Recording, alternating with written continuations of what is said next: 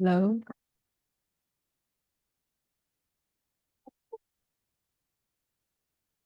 Good afternoon, everybody. I'd like to welcome you to our Charlottesville City School Board meeting, today being September 5th, 2024. So again, thank you to everybody who is here with us. And if I can ask everybody to please join us in a moment of silence.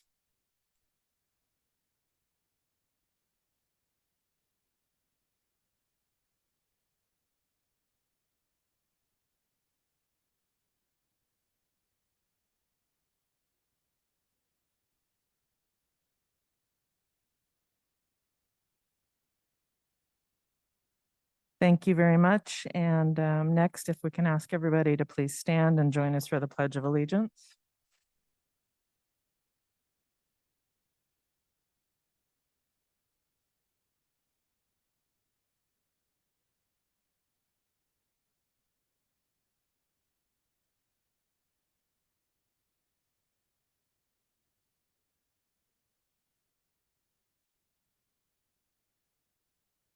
Thank you so much. And Madam Clerk, if you will call roll for our board members. Yes, Madam Chair. Ms. Burns, Here. Ms. Cooper, Ms. Dooley, Mr. Morse, Here. Ms. Meyer, Here. Mr. Meyer, I'm sorry, Ms. Richardson, Here. Ms. Torres, Yes. and Ms. Obiora. Thank you. Thank you so much. And now I would entertain a motion for approval of our proposed agenda, please. Second. Oh, first. Second. So Ms. Richardson, and then Ms. Dooley. Thank you. And now is our first opportunity for comments from members of the community. We designate this first time for any students who would like to approach the podium, or if anybody happens to be connected via Zoom, you're welcome to make comments now. We do have a second opportunity for comments towards the end of the meeting. And we will move to comments from other members of the community. If there's anybody here in the media center who would like to make comments, you may approach the podium. And if anybody online would like to make comments, what you would do would raise your hand to indicate that. All right, thank you. This next section on our agenda is 7.0, and this is designated, and I do want to, and we'll talk about this in a little bit, but we do have our first school, our student rep here joining us, Ms. Obiora, correct? Joining us. So this time in the agenda is designated for you if you wanted to just report out or make some comments on behalf of yourself or students. And you may not be ready for that today, but just so you know. Do you have anything you'd like to share with us at this point?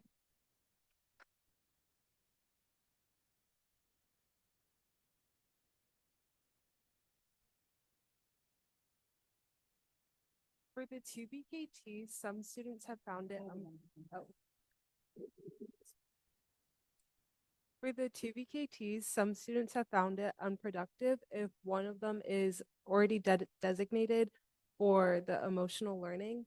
Some students have found it a bit uncomfortable, or maybe not the right environment to talk about certain things in a classroom that isn't the best place for them to talk about emotional learning and things catered towards that. Some teachers have mentioned that maybe they don't feel trained in the right way to handle what some students would say during these discussions. Students also are not in favor of being unable to leave BKT during the first BKTs out of the 2 for the week. And that for the second BKT, you have to wait 10 minutes until you're able to go off to a teacher's classroom, because this would only need 30 minutes for students to get help on things that we had an hour to do last year during the 1 BKT a week. Some students aren't a fan of the 5th period every day, because on block days, students can focus their time outside of class just for that set of classes rather than every day it's 5th period. to focus on. Another thing was the water fountains. Some students believe that the water fountain filters should be prioritized a little bit more. Increased maintenance for when the water fountain is red to have it hopefully fixed in time for it to be green, so then students don't have to go to a different one. Some fountains also don't have a filter, which makes students hesitant to using that fountain since they're unable to see what the filter status is on for that one. Regarding passes in general, some students think it's good in deterring students from going to the bathroom, but then using it to walk around the hallway. So it's been good in keeping students in class. Some students have said that they dislike during lunch that they have to get a pass to go to the athletic trainer. And students are unable to schedule their own passes if they'd like to go to a teacher during a certain time. And then some teachers are unable to see what passes have already been sent out to that student. For the lunches, the third line by the snack bar has been great in helping reduce the lunch traffic. Some students have mentioned that the lunches are unevenly distributed for the senior class, at least specifically. A majority of the students who are seniors have first lunch, which make other seniors feel excluded when they are in the second lunch group. And on the topic of lunches, some seniors were wondering about what the senior lunches would look like this year if we would be able to leave campus to go to get lunch. And the last thing I have is recycling. With the Green Bacon Club, students in that club are responsible for maintaining the recycling in the school, and they feel that the responsibility shouldn't be entirely on the students. With the turnover of the club next year, it is looking like it wouldn't have as many students, so this club might not be around forever, but the recycling, maintaining that would be difficult if the club isn't still around. So if we could distribute the responsibility, not just on the students, but also on other people who are able to. Those are all my comments. You were prepared, so thank you so much. We appreciate all those points, great points, and I'm sure lots of people were taking notes. And I do see Dr. Malone in the house here. Yeah, you can't hide back there, sir. All right, so thank you. And now we are going to move to 8.0, which is student and staff recognitions. Up first, we have Dr. Odie.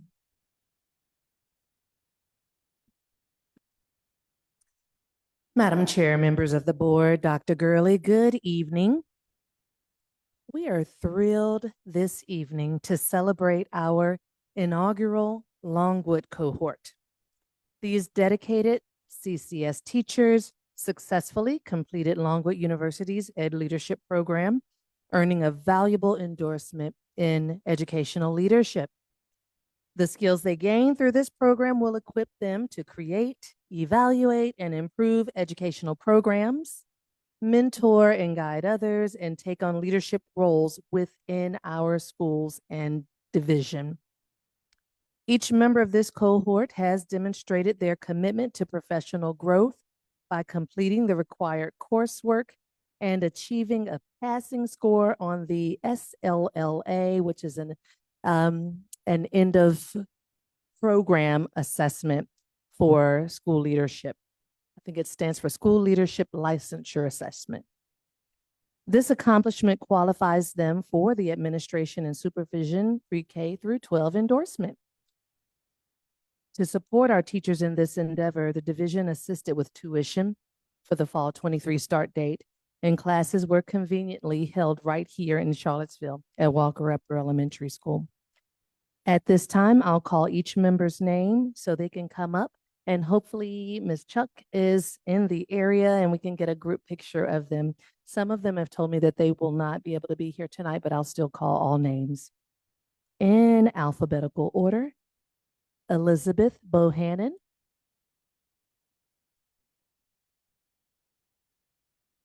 Latoya Brown,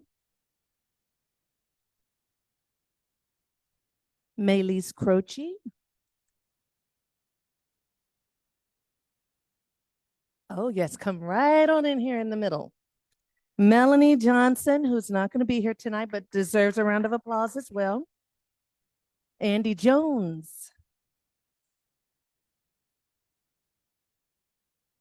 Elena Kay. I don't want to torture her last name. It's a beautiful last name. Alexis Mason.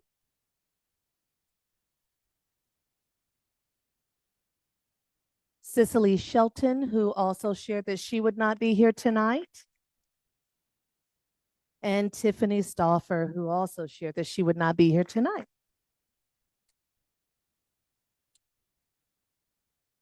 So this is a part of our great group, and we are so very fortunate to have another group of leaders joining the ranks. We hope that we will be able to usher them into some of our next leadership roles in the division. Congratulations. We would love for the chair and vice chair and Dr. Gurley to come up and get in a picture with them.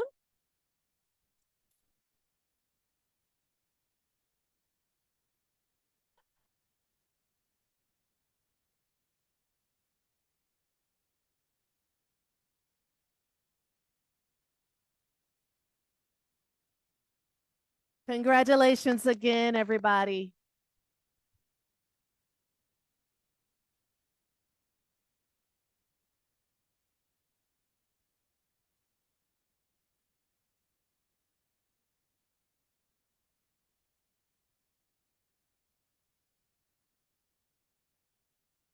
Also have Dr. Odie with our, with the recognition of our student reps. I know they weren't here last month.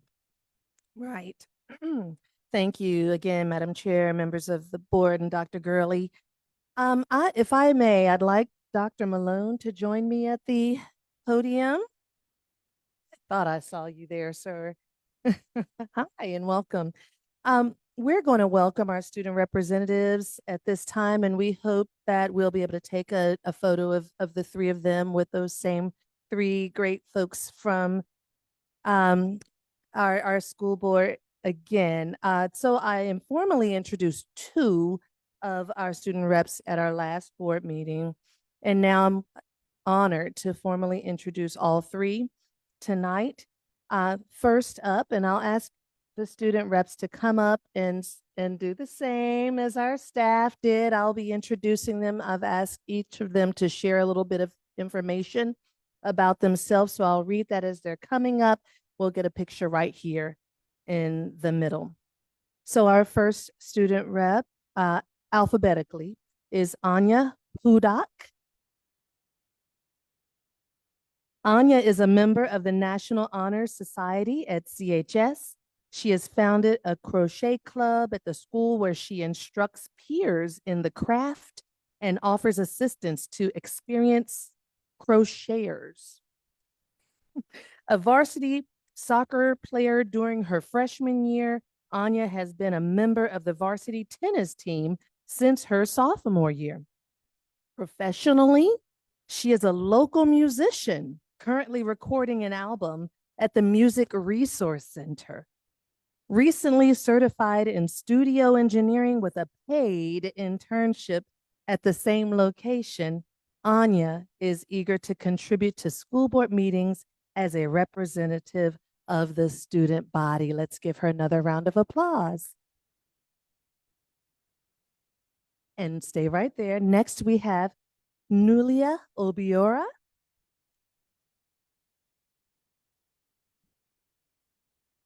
Nulia is a dedicated student leader involved in numerous school activities. She spent the previous summer as a Bank of America student leader intern at the United Way of Greater Charlottesville. As a founder and president of the UNICEF Club, co-president of Culture to Culture, and a member of the Y Street Leadership Team and Link Crew, Nulia actively participates in various programs. A varsity track and field athlete, she was awarded MVP last year. Committed to volunteering, youth advocacy, and civic engagement, Nulia is grateful for her selection as a student representative. Nulia, as you can see from her preparation today, she will serve for the first 3 months as our student rep. Let's give Nulia another round of applause.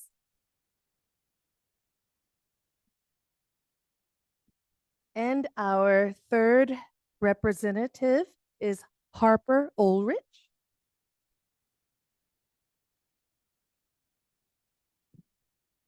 Harper is a class of 2026 student at CHS, deeply involved in both academic and extracurricular activities. Last year, she initiated the Black Knight Mentors program in conjunction with Mr. Towler, matching high school students with mentors in all 6 CCS elementary schools. Harper volunteers at her former elementary school, Jackson Via.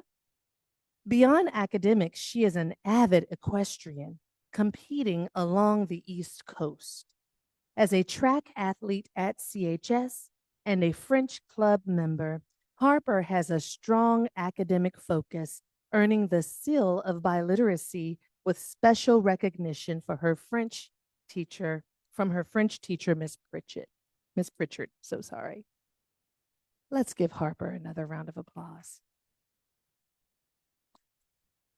And I probably failed to mention that Anya and Nulia are both seniors this year, correct? Class of 2025 and Harper's class of 2026. So Dr. Malone joined the group. Let's get a picture.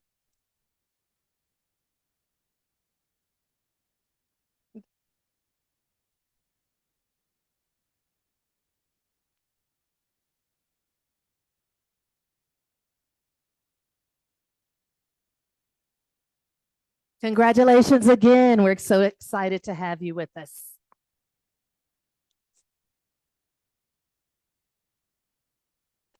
And next, we will have Beth Chuck with recognition of our Shannon Grant Award winner. Good evening, Madam Chair, members of the board, and Dr. Gurley. I'm delighted to just give a brief rundown of our Shannon Grant winners. And first of all, I just want to say thank you to the Edgar and Eleanor Shannon Foundation for Excellence in Public Education in Charlottesville, Albemarle. They have just both the Shannons were involved in education their entire lives and have really left a legacy for our teachers in the area. Leslie, if you don't mind, thank you. Just left to right, I'm not going to read everything, but you will see that at Johnson, at Greenbrier, at Jackson Via, and at Walker, there will be impactful grants in everything from social emotional learning and re-regulation to fully accessible, like adapted toys so that all students can play with those toys, from math to English acquisition. So congratulations to each of these teachers. I find it also beautiful that most of them are really collaborative. You can see the 2 teachers in the frame. And I think that also speaks to the nature of really that these gifts are just really impact a lot of students and a lot of staffs. So thanks and all, and congratulations to all.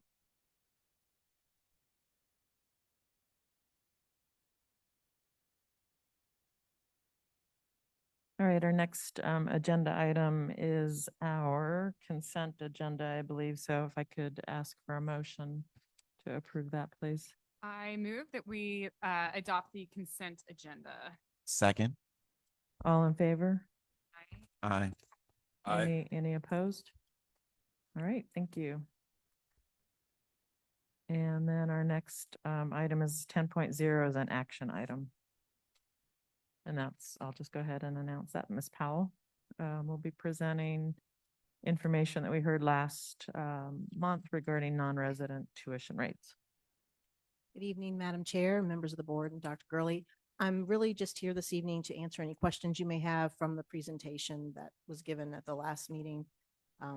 Some supplemental information was provided to you all as requested regarding what other school districts in Virginia do with non-resident tuition programs. So you have that information for reference, and it was also posted to the agenda item for public reference as well. But when the when the item was brought forward last month for consideration, it was really in the spirit of getting back on track with what was before the pandemic and making sure that whatever decisions are made with regard to tuition increases, that families are, well notified of such pending changes and they know what our plans are. So I'm happy to answer questions. Any questions from anybody? All right. Anybody have a motion, please, for the action item? I move that we approve the non-resident tuition rates as presented. Second. Any questions or comments? All in favor, please say yes. Yes. Yes.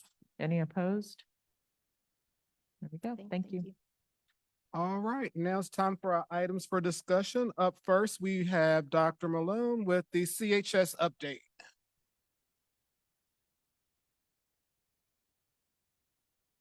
Is he? Oh.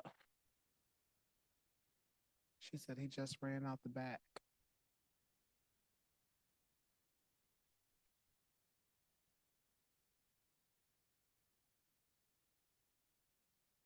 That's up to you.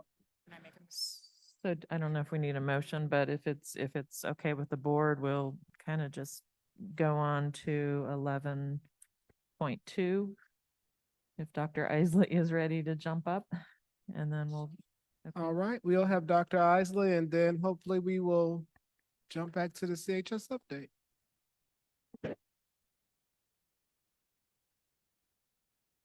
Good evening, Madam Chair, School Board members, Dr. Gurley. I'm Anna Isley. I'm thrilled to share with you an update on our professional learning here in CCS. In this presentation, I'll share our alignment to the strategic plan, our PL priorities and plan for 24-25, as well as an update on PL that's already happened this summer and here at the start of school. So staff support goal 2 that's up there, all CCS staff will engage in meaningful, relevant, timely, and personalized professional learning, really illustrates our clear connection to the strategic plan and goals and commitment to that meaningful, relevant PL for our staff. Professional learning is evident throughout the strategic plan, but a few specific places you'll see it is in strategy 4, which when we're talking about designing and securing PL that addresses the instructional needs of staff and strengthens the equitable teaching practices, as well as the targets 4 and 6 relating to staff who report that PL is effective or highly effective, and the goal of having licensed employees obtain leadership certifications, which you just saw earlier tonight.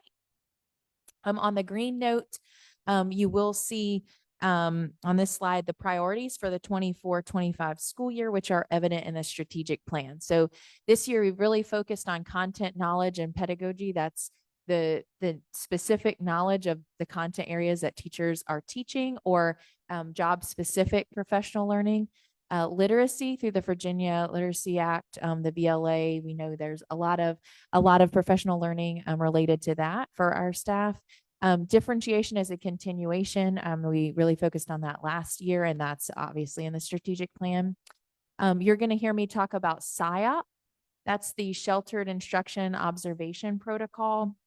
SIOP is a framework. It's an instructional framework for helping students achieve academic standards while they also learn English and refine English. So that's something you're going to hear me. It's in the strategic plan, and you'll hear me talk about that tonight.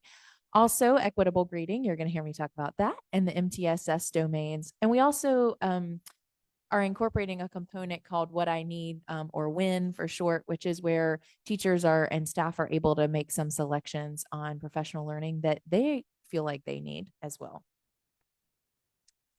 As I share about the 24-25 PL priorities and work, I want to start with what actually has already taken place this summer. We were thrilled and super excited to offer the elementary core course, Responsive Classroom, here in CCS, which when you do that, you have 30 seats for teachers and staff to attend. We filled ours up, which we were super excited about. It's a 4-day training, and you're going to see the picture there of all the people who were in attendance. Our group included classroom teachers, specials teachers, specialists, admin, social workers, some central office staff, even IAs, and 100% of the attendees who completed the survey rated this experience extremely effective, relevant, and useful. So that was really exciting. That was a 4-day, all-day training. We also had a few teachers do an online middle school version of that as well. And we also offered mentor training again to continue to grow our pool of mentors who support novice teachers. So we were excited to have that this summer as well. This summer, we also had leadership opportunities, our Leadership Advance Conference. At that, we focused on, that was our building and division admin leaders. They got to hear a presentation on equitable grading from Crescendo. Crescendo is Joe Feldman, who's the author of Grading for Equity. It's his sort of group. And so we had a representative from Crescendo sharing with us about equitable grading, and our instructional coaches also got that training as well. And then we also had professional learning on documentation for our leaders also.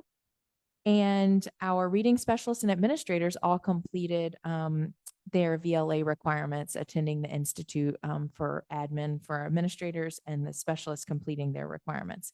And here's a picture. You can see some of our cohort that you saw earlier that were recognized. That was that they're in that group. That was after their last class of their cohort. This year for new educator orientation, we had a new, slightly new format. We had a 2-day orientation, and day 1 was all about getting to know CCS. So new staff engaged in a session on our equity work here. They took a tour of the city of Charlottesville and our schools. And on day 2, they concentrated on their job specific learning and knowledge and tools that they'll need for their specific role.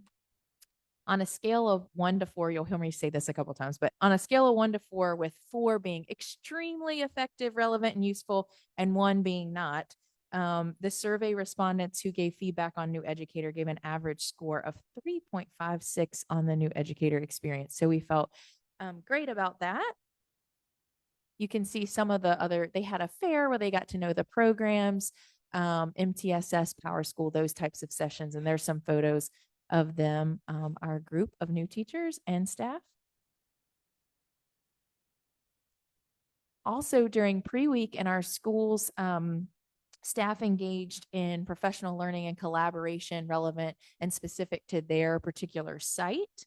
They also received PL and equitable grading. So we did the leadership one over the summer, and then we put together with Dr. Johnson's leadership a common presentation for all of our schools to present during pre-week, and they reviewed the procedures for equitable grading. They also had safety and MTSS trainings and professional learning. We learned how to give the vowels, which is the new version of PALS. So lots of work happening during pre-week this year. And of course, the Palooza. We had the PL Palooza this year, which many of you were, I think, came to the opening for. And so it was a very exciting day, as it always is. We have 2 division PL days remaining, September 27th, which will be here soon, and February 7th. You can see our priorities that were on the strategic plan slide. You can see many of those represented here as part of our division professional learning days. We got very positive feedback on the Palooza also. The same scale 1 to 4, with 4 being extremely effective and 1 being not. Our respondents, we did feedback on individual sessions instead of kind of the day as a whole to get more specific feedback. And we had an average score of 3.63 on that day, with 91% of the responses being a 3 or 4. So we felt really, really good about that feedback. We also have 300, there's a little note there, 300 of our CCS staff are enrolled in VLA courses for the Virginia Literacy Act. It's over 300. Ongoing professional learning, we have PL that happens throughout the year. I think I shared something similar last year. So we have school-based professional learning that's really site-specific, that instructional coaches, specialist leaders, admin are leading in their buildings. Of course, professional learning communities where our teams, grade level teams, content teams meet and engage in very meaningful work and collaboration together. As I just said, we have over 300 staff enrolled in VLA coursework, and all teaching staff are going to receive SIOP instruction or SIOP PL this year.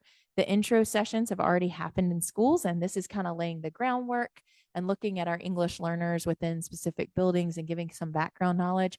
They will all have sessions in September and February, and then continuing on into next year as well. 10 of our instructional coaches are fully SIOP trained and able to lead those sessions. MTSS has a PL plan too, so those are being carried out over the different domains and schools as well. Offering individualized and ongoing support, we have instructional coaches and mentors. Mentors work with 1 to 2 novice teachers to support their professional growth. Coaches work with novice teachers and provide graduated support for teachers in their 2nd and 3rd years and those that are new to Charlottesville City Schools. They also support teams through PLCs and team collaboration and work. They deliver school and site and division PL. This can happen through coaching cycles, observations, feedback, co-teaching, modeling, and through individual coaching. I mentioned that 10 of them are SIOP trained and able to carry out that work this year, aligning with our strategic plan. We're also partnering our elementary schools this year. So we have partnership schools between the elementary schools to provide additional instructional coach support to our schools with the greatest need in a differentiated model this year. And I'm excited to share this project. This is a new project we're going to launch this fall. It's called Snapshots. So last year, throughout the year, the second half of the year, and then even the very beginning of this school year, we've been developing a video-based library of evidence-based practices, instructional practices that we use here in CCS. And it's intended to be a resource to help clarify what some of these elements or practices look like for teachers. It's housed in Canvas. And so we've been capturing video clips like 5 minutes, edited down, they're 5 minutes or less, across classrooms to highlight these practices. So they kind of fall in 3 big categories: evidence-based instructional practices, content-specific models like in math and literacy, and then classroom structures and routines. And so the clips are really short. They're under 5 minutes. They allow staff or anyone who watches it in our division to see the practice in action. And then there's an accompanying teacher interview video for just a couple minutes where they talk about the how and the why, the practice, how they implement it or set it up or why they do it. So you can see a couple screenshots here of what it looks like on the Canvas page. And there's a picture of one of our teachers giving in her interview. So there's tons of topics, starting and ending the class, routines, morning meetings, learning targets. There's a whole bunch of different math fluency, reading fluency. There's a whole bunch of different sort of categories within those big umbrellas. We had a soft launch of this already, and we're wrapping up the video work this month and should be fully live right after that. All right.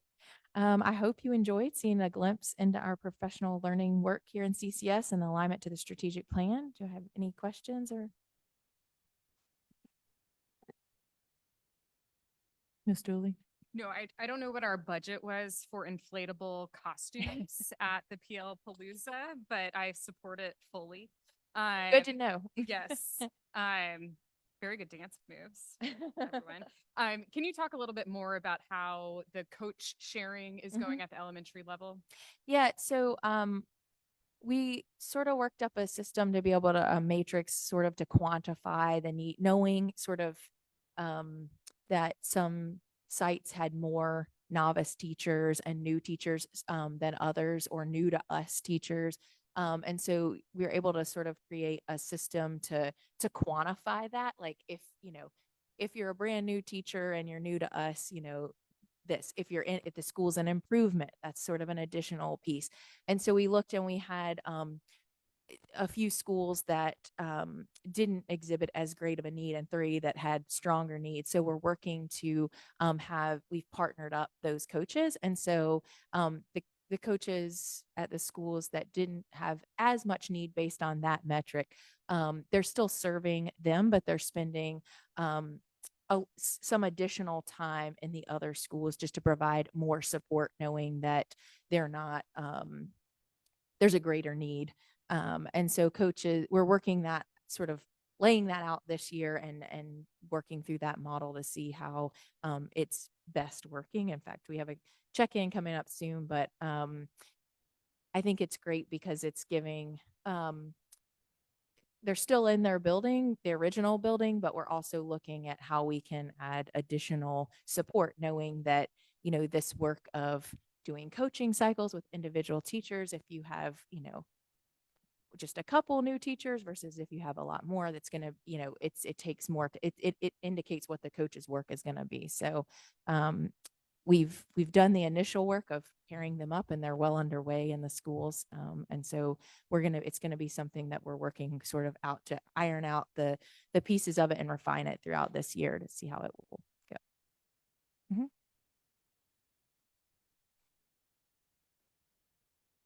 Yep, Ms. Burns. Hi. I did hear a lot of really great feedback from the teachers that I engage with just about the PL and everything that was provided. There was some feedback, though, that they wish they had a little bit more time to prepare their classrooms, that they just didn't feel like there was enough time dedicated to really doing that within their hours, that it was really more after hours. And so I just wonder if what that looks like, if there is a little bit more built-in availability to give them that capacity within the day. Yeah. So we have, I think that'll come up in conversation around the calendar this year. Obviously, like the last 2 years, the calendar has been set, and we had 2 division days. We actually, because there were so many pieces like equitable grading that we wanted done in schools, and the VALS training and different things, safety and that kind of thing, we didn't have 2 division days, even though there was division. The second day was in the schools so that they could do that work then. But the rest of the pre-week is sort of just site-based, it's determined at the schools. So the one day during August, like the Palooza day, is the one day that we're doing that. And then again, like I said, the second day was in the schools. So I think that's something important we need to think about as we move forward. I know too, another factor could be that our new teachers, typically the new teacher orientation is 3 days. It was 2 this year. And so that limited the time that they had in new in their classrooms as well. Thank you. Appreciate that. Any other questions, comments? So I was curious real quick about snapshots. So it sounds like a great resource. I didn't know if that was, so how are you going to track, like who's using it or accessing it? I mean, I can see where it would be a real nice tool for the newer teachers, but there's probably some benefits for our veterans. I mean, we can always learn something. Didn't know if there was incentives, or department. I just didn't know if you knew any of that yet. Yeah, well, right now, initially, we're thinking about, it could be a great tool for coaches to when they're working individually with teachers. Like it presents a way to kind of get a glimpse in a classroom and be looking at something together and talking about it, just like you would a peer observation. But these videos have been narrowed down to like the specific sort of bite-sized practice, which is nice because that helps create a a clear next step of something that you're working on. But it also could be something that teachers look at individually on their own, or even as a team, if there's a goal or something that they're trying to do. A specialist could use it if they're trying to explain what, a foundational skill instructional delivery looks like in reading. They could pull up one of the videos and show it. So there's a lot of possibilities. In Canvas, you can track the users, like you can see who all's using it, who's added the course. So it's like a self-enroll course. So we'll be able to see the enrollment, and you can also see the time on how much it's being used. Cool. Sounds like a lot of good work. Thanks. Any other questions? Thank you. Thank you. All right, we will jump back up to 11.1, our CHS update from Dr. Malone.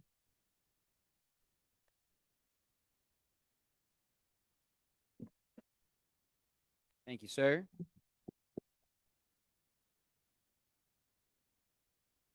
Madam Chair, members of the board, Dr. Gurley, thank you for giving me an opportunity to speak about our structures that we have at Charlottesville High School as we have finished 15 days of the school year so far.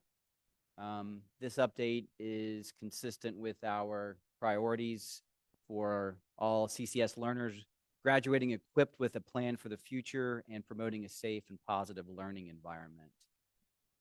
As I think about some of these structures, I think my process has been to sort of look at a bigger picture and working our way from the school structure and then working way down into the classroom setting and in the relationships between the teacher and the student. So there's a couple of guiding questions that inform some of my thinking and the conversations that we're having around cell phones and hall passes.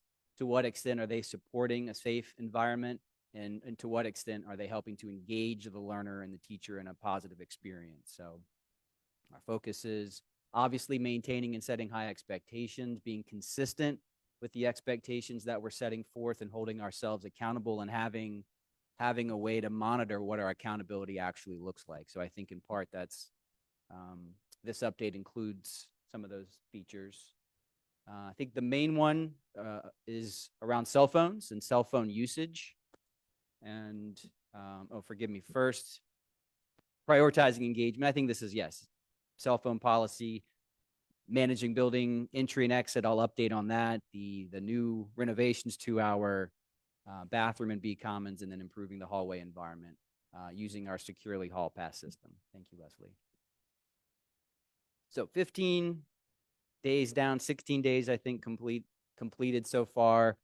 As it relates to the cell phone usage, what I'd like to make sure that I say at the outset of this is that this is largely based on somewhat anecdotal and informal feedback and perception. I don't want to misrepresent our teachers' experience with cell phones or even our students' experience around our cell phone work. I'm going to frame it that from my vantage point, we're largely seeing success with the off and away expectation that exists, and defining success by students' level of responsiveness to putting their devices off and away, the impact that phones might be having in the classroom. But I also want to acknowledge that there's variability about a teacher's experience with off and away in the classrooms, that there's still some, I think, acquisition of confidence in engaging students and helping to be consistent in meeting that expectation. But again, from my perspective of being around the building, in hallways and public places during lunch times, is that yes, we will see phones on occasion, and yes, when we ask students to put devices away, they do it. I'd say it's compliance because it is an expectation that to what extent do they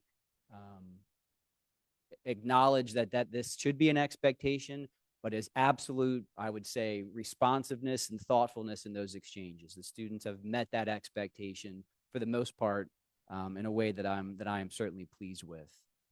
Every morning, or as it relates to cell phones during the morning announcements, We make a point of expressing that expectation. We reiterate it both as the bell sounds to begin the transition from our commons areas to their classrooms. They'll hear me say, the reminder about being off and away. And then when I get on the announcements to address the CHS community, they'll hear that the expectation is off and away. And I say that with the intention of that is essentially a first warning or a first indicator of our expectation. It's repeated daily so that when a teacher is engaging or another staff member is engaging with the student about the expectation that that would be the second time or more. We do have, there are confiscations of cell phones. I think we're probably averaging maybe 6 to 8 cell phones a day are being asked. They're an issue. And so a CSA or an admin is being called. Usually, I think for the most part, in that experience, the student will provide their device to an admin or CSA. We then have that phone taken down and it stays in the main office for the rest of the day. We've added a feature so that we understand the frequency that might be happening. So we keep a log of the incidents that might be happening and at what period and in what setting is that taking place. So we're monitoring that. And again, students are responsive to that. And it has largely been in that interaction, I think, a positive conversation and an opportunity to reset behavior and reset expectations. In any of the instances where a phone's confiscated, that's a conversation and a follow-up with that family as well. And I would say that as it relates to that experience, so looking at it from the vantage point that I have, I think there's success, but it's definitely going to be a work in progress still with phones. And again, depending on a teacher's experience, a teacher's expectation. I mean, we certainly have a range of experiences at Charlottesville High School and teachers who would prefer that screens in general are not a feature of their instructional practice. And so they would prioritize, the sort of analog and pencil paper and some of the more resourceful ways of engaging instruction. And so any presence of a screen or device is something that they prefer not exist. So, but I think largely we're seeing a level of responsiveness and engagement from students, but it continues to be a work in progress. Can I answer any questions about cell phones? I have a question. Do we have any designated times or areas where they can use their phone, or is it just completely off and away? I just wanted. Yeah, the expectation is off and away. Okay. Yeah. I think an area that we're continuing to refine, where we're framing it as bell-to-bell instruction, and it's consistent with some of the guidance that came from the governor as well.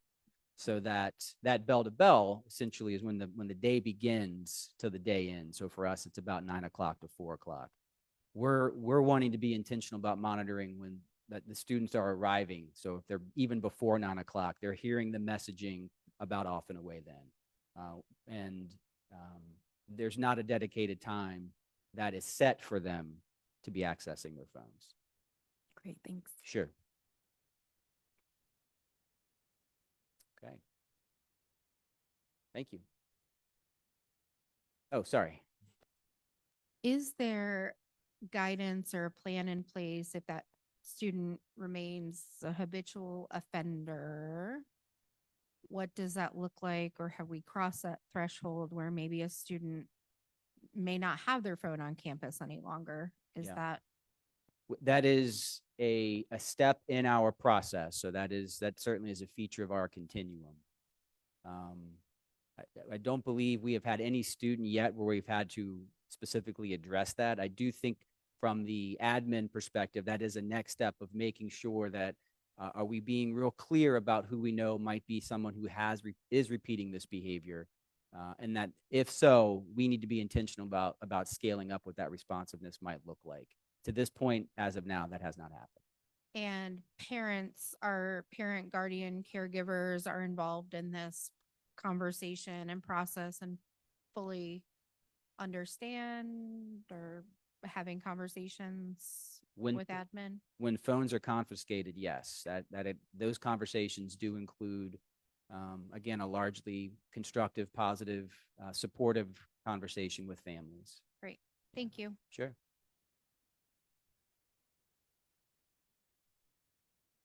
We have added an improved exterior door access, a fob control feature to Charlottesville High School. If doors are opened or propped without a fob, there's an alarm. It's a pretty healthy alarm that kind of sounds within the range of where that door is. We also get email notifications. The administrators and our CSAs get email notifications if a door has been breached without the fob entry. And the incidents that has happened for the most part have been, for example, I was removing an insect from an area in A Commons, and as I was doing it, I just went out the door and the alarm sound went off and was an alert to the classrooms that were nearby. So the alarm issues that we have confronted, one, we know they're effective. They're comprehensive.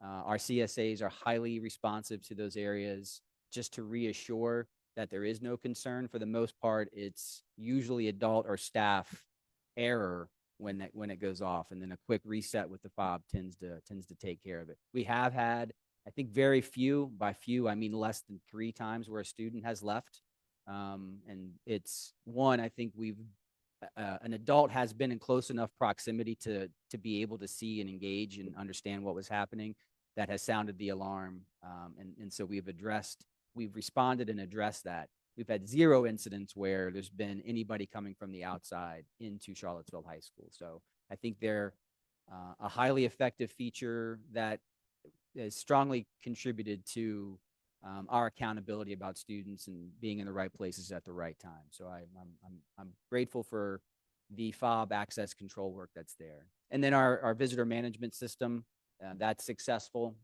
It's managed really well by the thoughtful main office staff, Ms. Robinson and Ms. Gore, who are at the front, and they're able to monitor that as they warmly engage our community and families that are coming through. So these 2 systems, I'm grateful to be the beneficiary of these features that are helping to refine our safety protocols that I would say are absolutely working well to this point.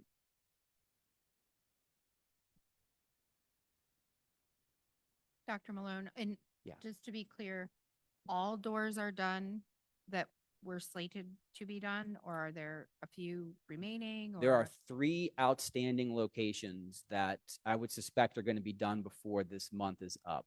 I don't know. One is just right by the main office, and it's not necessarily a high traffic area. The other 2 are over in our C hallway. And so we're fortunate there's staff that are right there near that location. And one of them is near Peter Davis's room, who's constantly in and out by the garden anyway. So that's a pretty well monitored space, but there are still 3 that need to be configured. And I think the timeline is the end of the month. We're getting some head nods. Okay. End of the month. Thank you. I Sure. appreciate that. Okay, the securely passed system. This one I feel more assured about, absolutely saying from the staff perspective that this is a success and is working well. There are areas of refinement, I think, that we're still working on as a staff. So sort of as we align what we're comfortable with in terms of the pass limit, the amount of time that is dedicated for a student to be in transition from one location to another. We're still figuring out how it's pretty dynamic system where you can set appointment passes and you can feature the pass system for early releases or for different features. And we're still working on exactly how that works.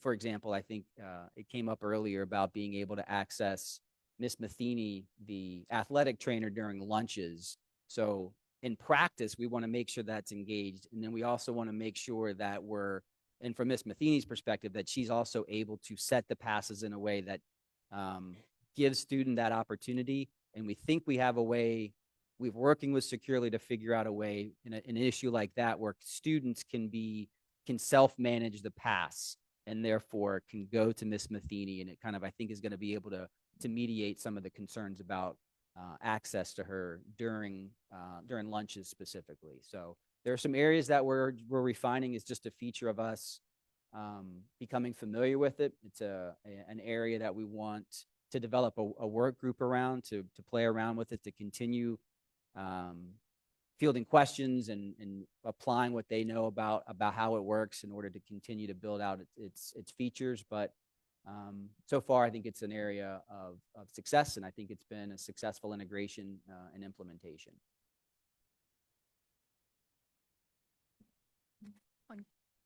Any Question? Yeah. As you're continuing to build it out, is there a way that if a student has a standing doctor's appointment or standing, I know some have mentors or visitors that come in during BKT, that those can be put in, and how is it communicated, maybe how to get those put in? That way there's no delay, given that they're a shorter time now. Has that been?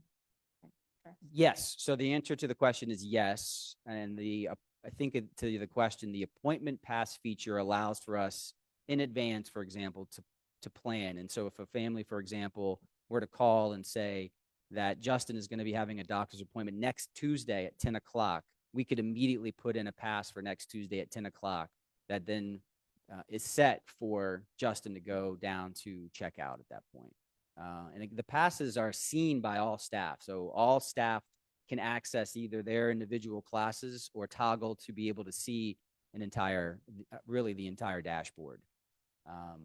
So the appointment pass feature is also going to feature into our Black Nighttime, for example, where yesterday would have been the first day of the year, be our third BKT on that Wednesday, where we permitted students to go from their BKT to another destination where that receiving teacher is generating the pass for Justin to go to get maybe some math instructional support during the BKT time. And a teacher could have look ahead, knows exactly the 10 students that they're going to needing to be seen, and then can set that pass a week in advance, or I think as far in advance as needed, they can set it so that the transition is set, and when the time comes, the pass is in front of you. So I think to our student rep's point, if that teacher doesn't know that student wants to come to them, how does that student can they request their own pass to said teacher? Technically, yes. So we would want to work that the receiving BKT teacher who needs to see the student is in conversation with. That's not an omen. Thank you. Do we need to move about? Perhaps. Thank you.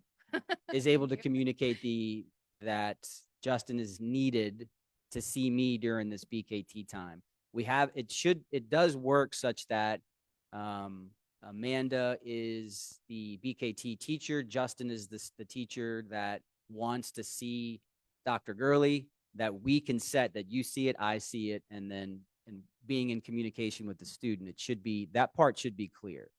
So it could still be an area of refinement. I think with all of these systems, it's one of the action steps that we took when we were adopting it was simulating it as if we were students, so that we had some perspective taking about how that might look. I still think that's probably an area, like what our teachers are doing is they're getting behind the students' Chromebook and they're kind of doing it together to feel, how could we do this better or be more responsive? And so we still need to get, I think, some input on that. But in terms of BKT, the appointment pass will permit us to set it in advance, and it can be seen by both BKT teachers and the student.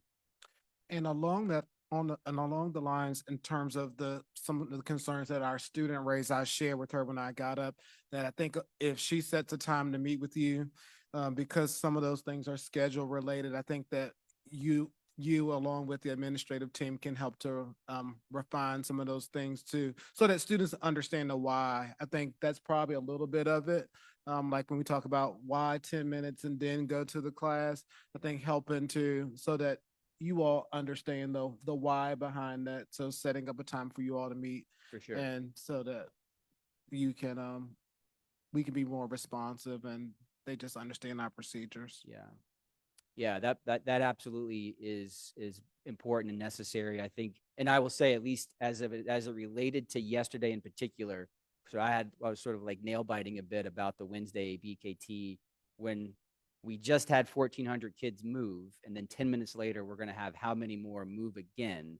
It's like, well, let me get this 1,400 first into their space. And we wondered, is 10 minutes still enough?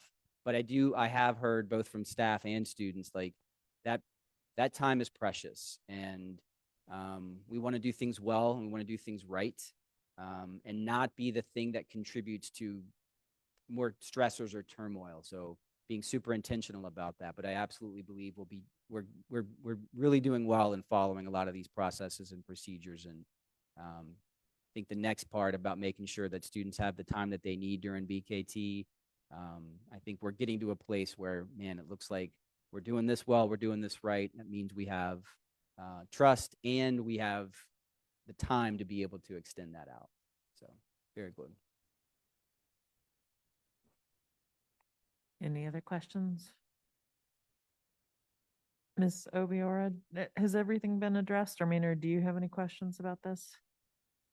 Okay, so please catch, either poke Mr. Myers or whatever if I miss you and you want to say something.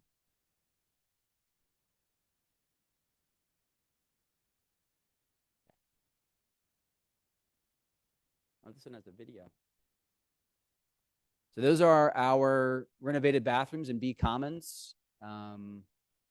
They're finished. I think that they're actively being used. I think they look fantastic. I think some of the feedback from students has been that they're a bit narrow. And I think that takes some getting used to. The paint color is everyone's preference. And it's dimly lit. But I think in terms of a space to have discretion and privacy, and for us to be mindful about students being in the right places at the right time, I think we're finding success, and visually, I think we're all set. So I would say this upgrade at Charlottesville High School is value added, to be sure.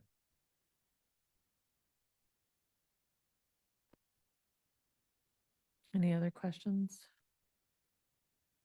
Okay. Thank you. I just had one quick question. I know we had received, I think, some feedback or an email maybe from Mayor Wade about water. Was it the water quality?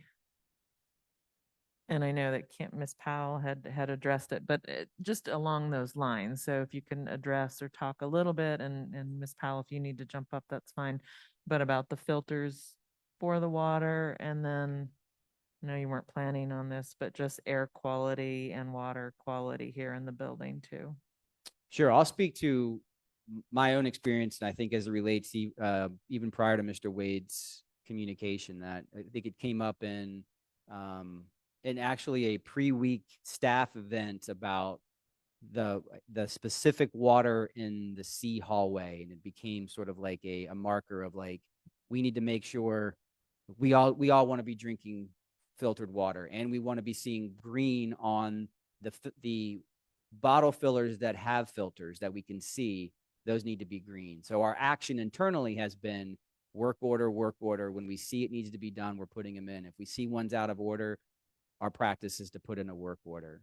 I think some of it was with the construction, that the water needed to be shut down, and then when water comes back through, it turns back on, rather, it does generate bubbles, and I think it can give the appearance of something. And I think largely, and Ms. Powell can speak to this, I do think that it is good water, and clear filtered water.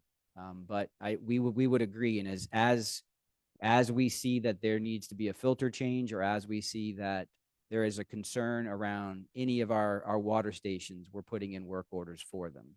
So at least at the building level, we share in the need for high quality, good water accessibility.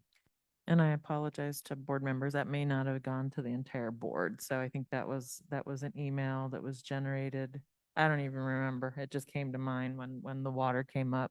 It was an email that said there's great success at Charlottesville High School. Absolutely, yes, We sir. are really, really proud of the work that's happening. And then was like, then we got to do something about the water. So all noted.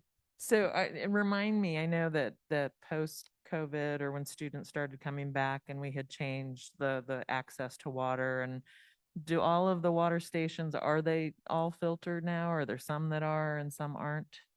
So I don't know. What I can say is there are two different types of bottle fillers. One is a push button and it's associated to the actual water fountain. And I don't know if behind the scenes it is filtered. And then we have others that actually have the light indicator and the number of how much water has been distributed. So on those with the indicator, we know when a filter need exists, but I can't speak to the ones that don't have that indicator on them. That's fine. And Ms. Powell, I'll send you an email about the air quality, so you don't need to.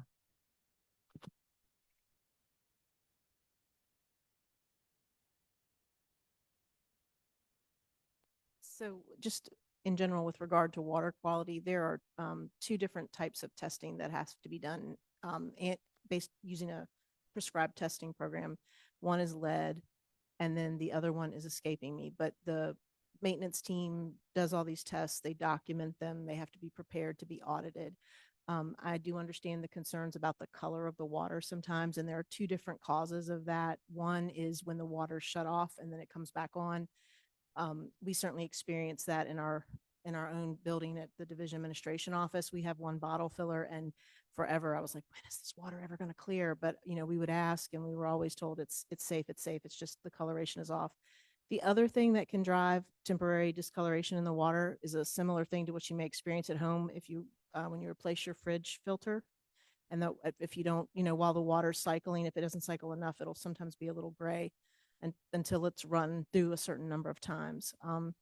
All that to say, if the board would like I think probably a written update on like what the water testing procedures are and what's tested when and all that, I'll be happy to get that from our maintenance colleagues and send that along. And then you asked about air quality. All of the building system filtration replacements are still happening on the schedule that we established during COVID. The individual room level filters, there's an indicator light based on runtime when those filters need to be replaced, and the city still provides those filters. The school just needs to put in work orders for the room number when the Allen units or the Medify units need a filter replacement. Thank you. And I don't know if the board would like a written report on that or not. About city tap, right? That's already, like, we're talking about filtering the city's tap water? Yeah? Yes. Okay. I mean, it's treated water that we're concerned about filtering further. Okay. I'm not interested in that. I drink tap water. Yeah, and it was not an email actually that I was just copied on it, I think. There was no danger alerting us to any. No, it was just thing. an FYI and a Okay. question and the appropriate people responded to, yeah. And it only popped into my head because water was brought up, I think, from our student rep. So We thank want you. good water. We want the water to look good too.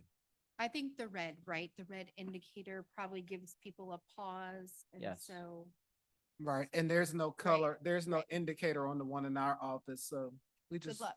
yeah. Yep. we just drink tap water, It's delicious. And I've had that water too. It's which fantastic. I drink at home as well. Such good water. Okay. All right, any other questions, Mr. Meyer?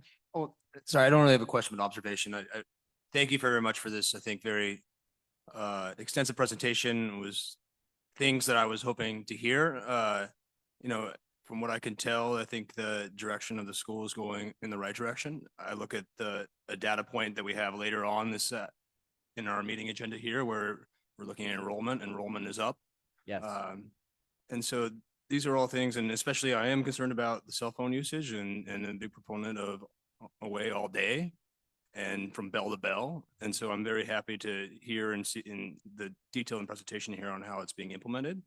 My understanding is probably there's always going to be some kids who decide to, again, not follow the rules, but from what you described, I'm very impressed with the how you've handled it so far, and I think we'll evolve it. So congratulations, and thank you for your excellent start so far. Thank you, Mr. Meyer. Appreciate that. Me again. Hello, Hi. Dr. Malone. Hi. You. Quick question about, I know beginning of the year, we're just getting everybody, back together. Wonder about any physical altercations that you might be able to share with us and maybe how those have been handled. What does that look like at the time? So yes, we have had some physical altercations, and by some, I would say, I believe, definably 3. They have been promptly responded to with 0 injury. And I would say in at least 2 out of 3 of those circumstances, there was already either a familial or communal connection that, actually, I would say in 3 out of 3, where almost immediately there was a natural, within that relationship, a level of a restorative practice. So yes, we've had physical altercations, and that by that, when I say physical altercations, is it's not just pushing where someone was trying to hit somebody else. It was mutual. So I'd say there's been 3. They have been, again, promptly responded to, and then so their disruption to our other routines, or even its location, it's I think that if those events are going to happen, they happen at times and places to really kind of limit the impact that it was going to have on other things. So I do want to note that even around cell phones, and this to me is an important thing to note about the responsiveness from students and my own sense of their success, or any success that I would refer to, comes largely from my perception of what I'm seeing from students, which is thoughtfulness, a willingness to engage, there's a language that our students are able to communicate to us in a way that's just very reassuring. And that lends itself to, I think, a lot of the experiences that I'm perceiving, at least in seeing at Charlottesville High School, that I think our students they have acquired knowledge and skills over time, due in large part, I think, to the work that our elementary schools have done to this point. So I'm hopeful, at least. I say that to be, I believe that to be the case, and I'm hopeful that's also a factor in the nature of and number of physical altercations being, at this point, very manageable. Yeah, no, I appreciate that. And I think just being mindful and aware, and appreciate your staff for quickly responding and handling that accordingly. And I hope that that's heard and appreciated. And just that we're holding folks accountable, our students accountable for their behaviors and what that looks like, and not letting things sit and fester. So I appreciate your staff and what you're doing. Me too. Thank you. And I would like to acknowledge Mr. Byers is here. He's he is our lead CSA. And I think his responsiveness and his team's responsiveness and presence and capacity with relationships has been just really significant. And in holding all of us, setting a standard that we want to hold ourselves to, and certainly being accountable. And that absolutely carries through with how our staff is engaging with CHS. It's pretty amazing. Since you took the opportunity to mention, I had seen him here, I also wanted to extend some gratitude and again, a shout out to staff and their flexibility, because I believe he is also helping out in the mornings at Burnley Moran as far as safety and the crossing guard need there. So, sir, thank you so much for helping out, because I stood out there one morning and definitely there's a need. So we appreciate you and everybody else. But again, it's an attests to just how everybody jumps in and sure. and helps out. So thank you for that. Thank you. Thanks, Chris. All right. Thank you all. I appreciate you. Thank you. We will now have Mrs. Swift, who will talk to us about pass rates.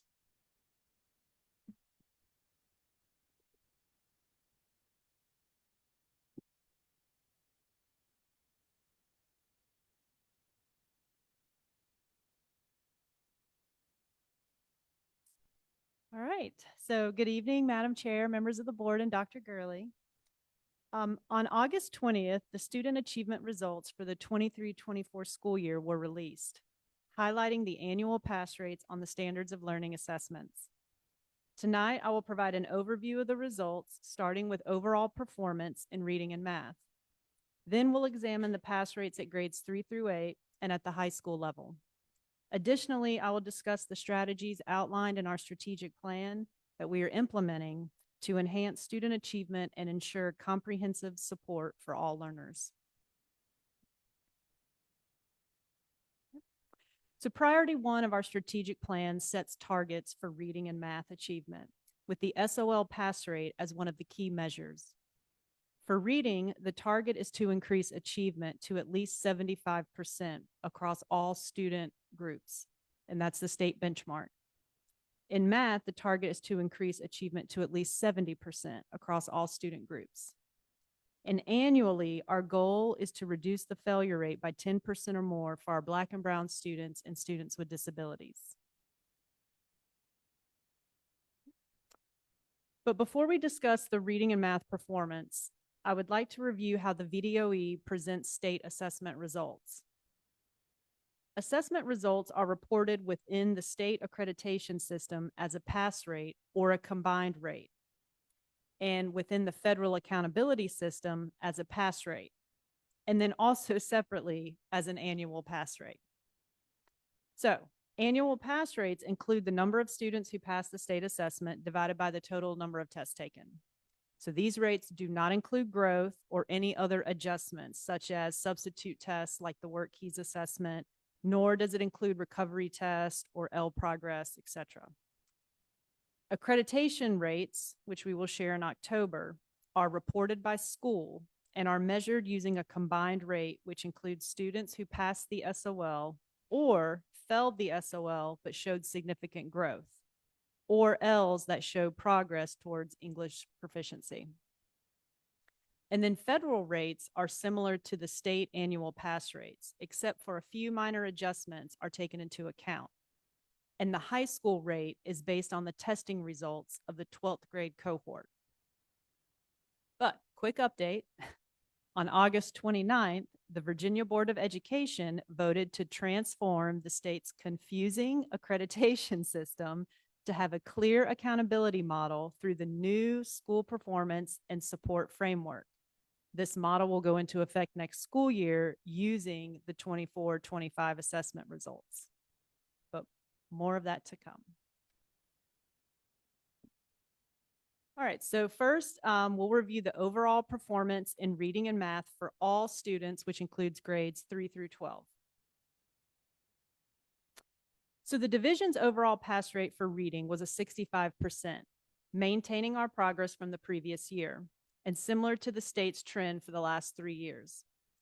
Since the 2021 school year, when we returned from school closures, we have seen an 8% increase in overall reading performance.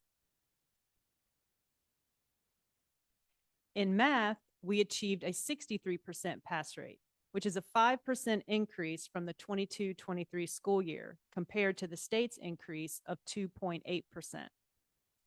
And we've had a 50% increase in overall math performance since the 2021 school year compared to the state's growth of 31% since school closures. And as this trend continues, we will meet and exceed the state's benchmark of 70%. All right, now we'll take a look at the pass rates in grades 3 through 8.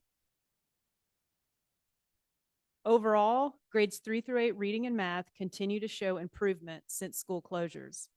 Specifically, reading scores have increased by 14.3% since 2021, and with a 3.2 increase over the past year, compared to the state's growth of 1.4%.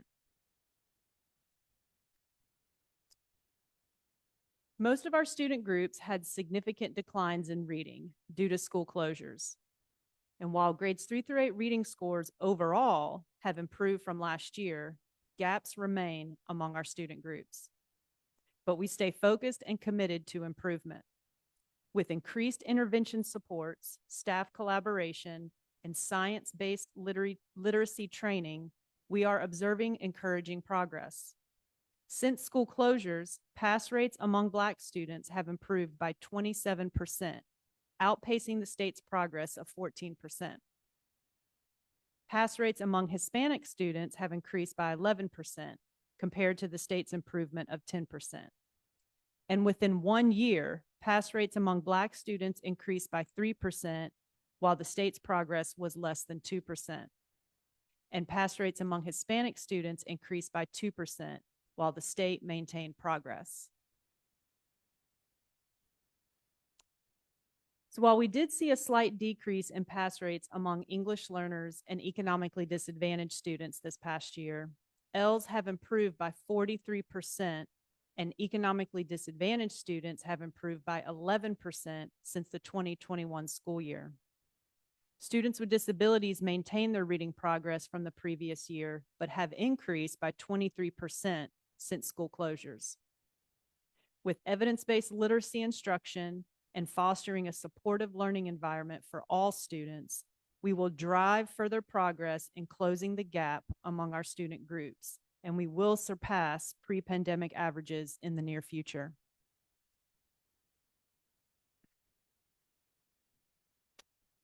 All right, so grades 3 through 8 math continues to show improvement since school closures. Our overall pass rate was 59%, a 5.4% increase over the past year, compared to the state's growth of 1.5%. And since 2021, pass rates have improved by 48%. Now, although we trail the state's average of 66%, we are trending in a positive direction and will continue to see these improvements as we engage students in the learning process and provide an environment that encourages active participation and connects math to real-world experiences. Now, we know that math saw the most devastating declines in achievement after school closures, significantly impacting students of color, students with disabilities, and our economically disadvantaged students. However, with tiered supports, targeted remediation efforts, and implementation of evidence-based practices, we continue to see improvements. Since 2021, pass rates among our Black students have improved by over 100%, and 88% among our Hispanic students.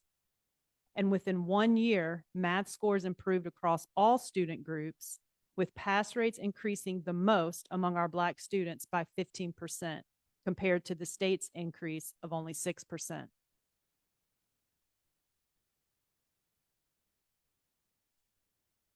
English learners and economically disadvantaged students continue to show year-to-year progress in math, with both student groups increasing by 9% within 1 year.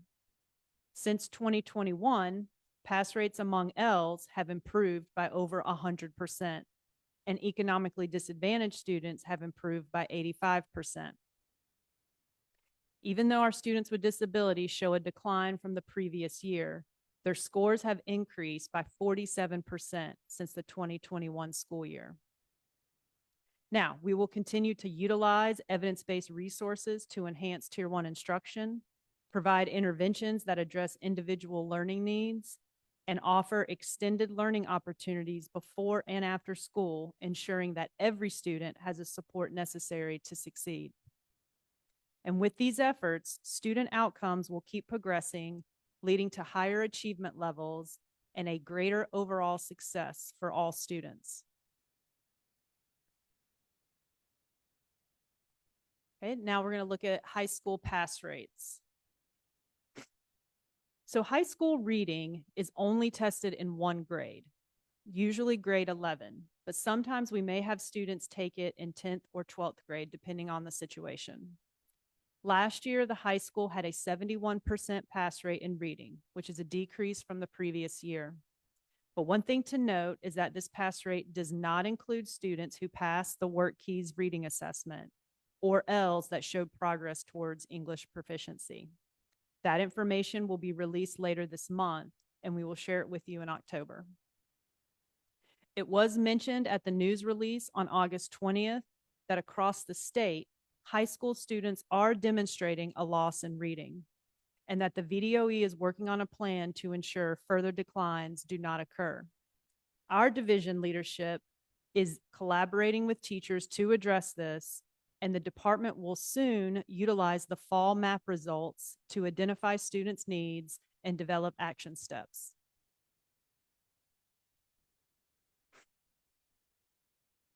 So overall high school math pass rate was an 80%, which is a slight decrease from the previous year. But since 2021, high school math has improved by 57%. And for the last 3 years, we continue to exceed the state's benchmark of 70%.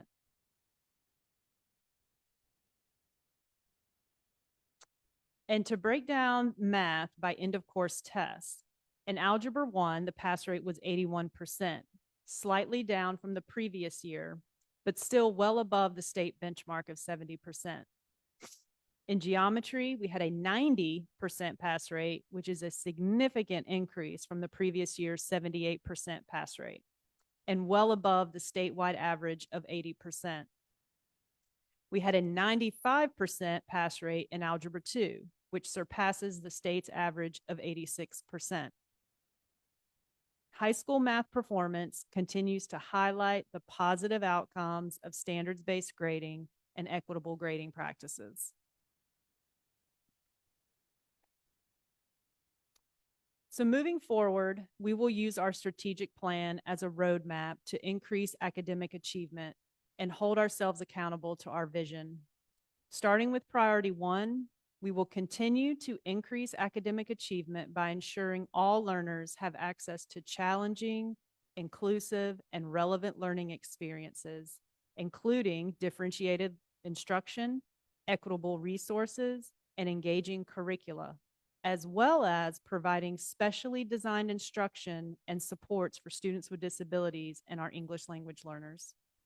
As Ms. Rasnick shared last month, every year we refine our tiered systems of supports by using data to align supports targeted to students' needs, monitor intervention fidelity, and evaluate effectiveness at multiple levels.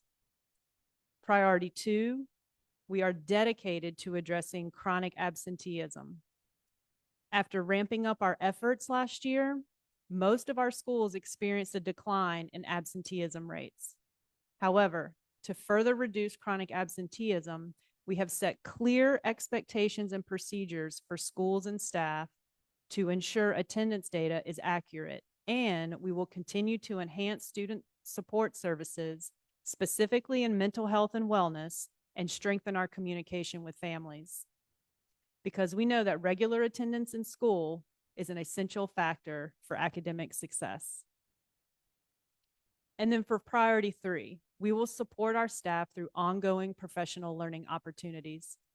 As Dr. Isley shared earlier, we will continue to design and secure professional learning opportunities that address the needs of our staff and strengthen equitable teaching practices in areas such as differentiation, culturally responsive teaching, as well as co-teaching and structured teaching to ensure support for our students with disabilities and our English language learners. So now, later this month, the Virginia Department of Education will release the accreditation ratings for each school in our division. These ratings consider SOL pass rates and the academic growth students have shown throughout the year. We anticipate that 7 of our 9 schools will be fully accredited, and 2 will be accredited with conditions. This is an improvement from the 22-23 school year.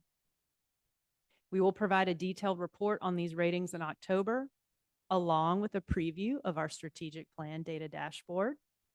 And there will also be a literacy update and an ESL update in November. And with that, thank you so much for your time, and I'm happy to answer any questions you may have. Mr. Meyer, sure, you want to start down there? Thank you, Ms. Swift. Very dense, a lot of percentages in there and on some of those slides and talking about different types of percentages on the same slide. I'll note. When we look at this data overall and us vis-a-vis the state and consider our kind of economic and demographic data, how do we compare to the state? Yes. And that, you might not be able to answer that question. What I'm looking at is there a way to adjust our pass rates based on our basically socioeconomic kind of makeup to make it a apples to apples comparison, let's say vis-a-vis what that state pass looks like? Or am I missing the boat here completely? Does that make sense? I mean, the breakdown by demographics, I mean, we are trailing the state overall statewide averages. But when considering, let's say, the state average on free school lunches, for example, and the percentage well- of total students from a state perspective that Right. receive free school lunch versus our population, and that being an indicator of also potentially, impacting student results, I guess, do we need to clean the data in some way, or we are actually having apples to apples comparisons here? I would think apples to apples. Okay. Mhm. Sorry. Thank you for Yeah. that question. Second is slide 16. Struck me, and that's the one, unfortunately, where I think we saw a 10-point reduction in reading pass rates. And my assumption is that's a lot of the kids that were impacted from COVID in late elementary, early middle school, and that are now in the high school and are not passing their reading tests. Would that Yes. be? I would, yes, absolutely. And it's also, so we're gonna see 3 different pass rates come from the state. And so this one is based on mostly grade 11. So last year students, so now our seniors, but grade 11, this is that pass rate. Our federal pass rate is actually higher. It's around 80%, but that's based on the 12th grade cohort. So the cohort that just graduated. And then you're going to see the accreditation pass rate, which we'll present in October, which is actually higher than this as well, almost 80%, which includes students. So if a student failed the EOC reading test, but then they took the work keys assessment and passed, that is not reflected in this data, but it will be in the accreditation for the school rating. And then any students that took a substitute test in place of a reading EOC or for verified credit, that is then also added into the overall accreditation pass rate. So we will actually get better data in October? Yes, And because this is thi- not this great is- data to be like You c- actually This is looking at for- unadjusted. There are no, so like transfer students that come in mid-year, they're counted in here. Ls. So in high school, all Ls have to take the EOC reading, whether you're a level 1 or level 4. And so that's also reflected in here. And so as you know, our L population has increased dramatically over the past few years. And so that is also taken into account here. The 22-23 81% pass rate is the same set of kids, right? That's not the post, But that would be the previous 11th grade cohort. Yeah. but with the same conditions, doesn't include. Oh, yes, with the worksheets. same conditions. Right, So Absolutely. it's still a 10%. I mean, it's still not great. No, it's still not Fair. great. Yeah. Yes. And we have recognized that, and leadership is working to address that. Absolutely. Yes. There is a decline, but then you're also there's other rates where there are adjustments that are going to come out that I'll present in October. So may have a question, well, why was it 71 and now it's 78 or it's an 80? So just want to kind of clarify the 3 different rates. This number, the 71, is just is reflective of the 11th graders. Is that Yes, correct? and there could be a couple of 10th graders or 12th graders in there, depending on their situation and, when they come to us, if they like out of state or if they haven't taken the EOC, because we also for participation rates have to test everyone in reading. So as that relates to the conversation around COVID, I mean, so if this is an 11th grade cohort, I mean, so 4 years, let's just say 7th graders, right? So, I mean, they should have been flagged, as struggling or having challenges with literacy. So I don't know if anybody's digging into that or if Ms. Riedel is looking at, and I know she's not here right now, but looking as to why that's such a significant. Right. I mean, do you know, Yeah. are you guys having that conversation? at Yes, I all? know that the English department and Miss Riedel. And then we also just hired a new secondary literacy specialist, and she'll be working with grades 6 through 12, having those conversations. It's also, I'll share next month too, that the chronic absenteeism rate at the high school increased from 26 to 40%.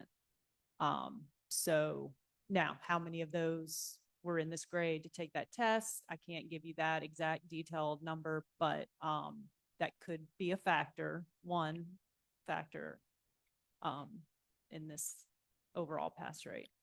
And then just regarding VLA, I mean, that really is looking at that new Virginia Literacy Act, is really Right. looking at grades 3 through 5, correct? And trying to, Through 8th grade. 3 through- But then there's also, so for our reading specialists in 9-12, our SPED teachers and our ESL teachers are required to take modules. And then it's highly recommended or encouraged that our teachers, our 9 through 12 teachers, English teachers, take the value series professional development course. but how that would get great, and I support all of And that. we should, yes. Always.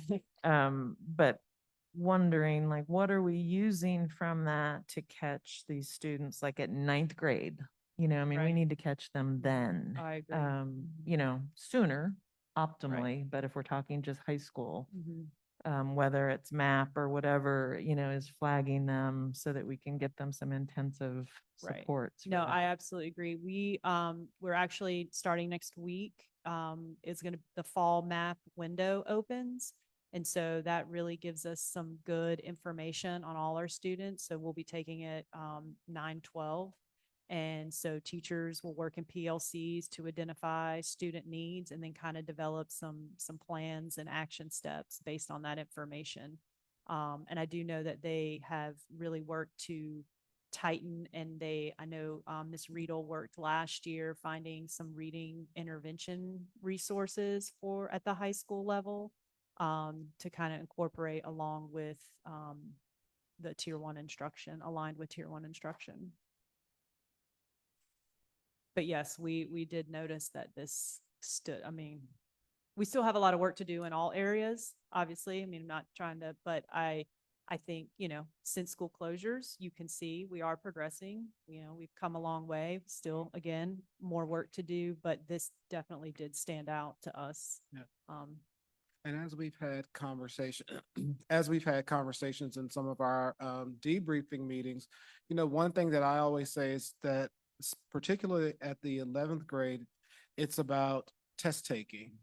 It's not always about whether the student, you know, I know sometimes the concern is whether students can read and reading on grade level.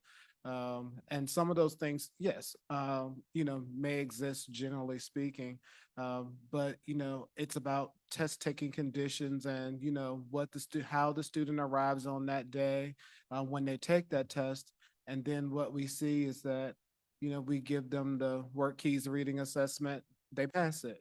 So, you know, the ability to read and take a test is there. It's just not always there on the day when they need to take it on the SOL day. So those types of things do factor in. And so, yes, there was a decline this school year. And so, you know, we have an awesome literacy coordinator and a specialist now. We're building a program, and we'll use those indicators, those MAP assessments and things to help drive the interventions and supports here at the high school. And those things will happen in BKT. And Dr. Odie always reminds me that, you know, we're using those intervention funds right at the beginning of the school year. So we're not waiting to support students. So a lot is being done and will be done to address the needs of our students. And then see Ms. Mason here, who's working with coaching our teachers. And so a lot of things happen to support our students. I hesitate to even ask for this, for more numbers on a slide, but it may be helpful to see some of the actual raw numbers of the denominators, just in terms of number of students who, like, what is the increase in the total number of students in this cohort versus the last cohort that were not successful on the end of course exam.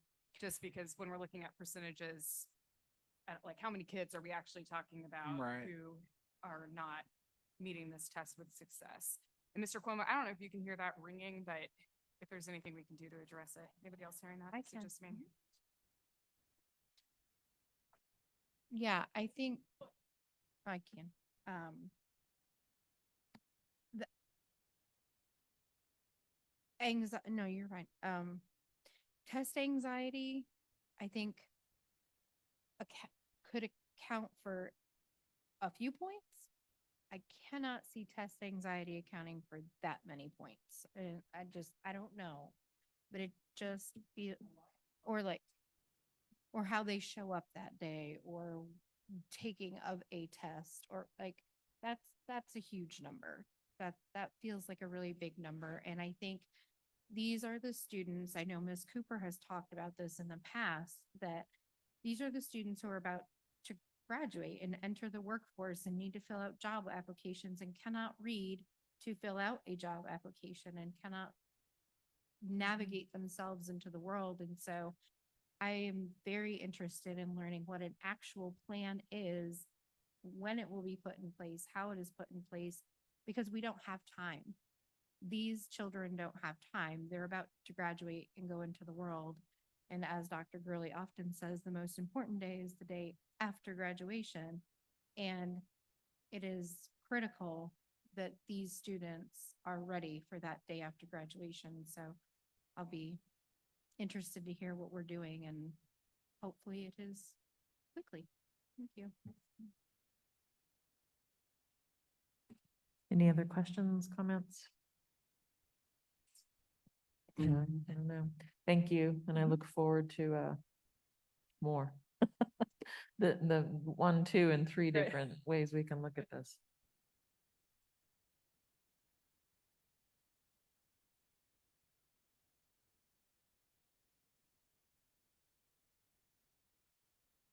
All right. Had to toggle back, but I'm sure it's Kim Powell. 10-day enrollment. Good evening. So this presentation just is wanting the opportunity to ground everyone in what our numbers are looking like overall, and then more specifically with our class sizes. So as of August the 28th, this is a snapshot of just what I call raw enrollment numbers. It's one of the technical terms for this is responsible in serving. To clarify, our actual total enrollment is bigger than this, but there are students that we are responsible for that we don't serve because they go to specific alternative programs that are outside the school division, not operated by CCS. So here you can see the numbers by grade, by school, and the totals as of the 10-day was 4,446 or 45 students. Sorry, I'm testing my vision a little bit here. So taking that total and looking at where we landed class size wise, first I want to explain on this slide, we're going to look at elementaries, specifically K4. The first column shows the our prescribed K3 class size reduction targets. These are targets set by the state, and they're driven by our disadvantaged student population at schools. So it's not something that we set at the Charlottesville city level. We have one school with the kindergarten grade level, Burling Moran, that is clearly over the target. And we are in you may recall during budget time, there are open positions to address enrollment where most needed. One of those positions, so it wasn't an addition, it was not an additional FTE, but one of those positions has been assigned to Burling Moran, and the HR team is in the process of collaborating with Burling Moran to support them and get that position filled. So you can see that all the other numbers are in alignment with the targets, and the technical calculation. I just want people to understand, if you see a number that's cutting it close, and you're worried about it, understand that when it comes time for the official calculations, they also take into account like your PE teacher, if they're serving 4 grades, 25% of that FTE counts towards each grade. So there's a little bit of wiggle room, although we certainly want our class sizes to be favorable and as small as, fiscally responsibly possible.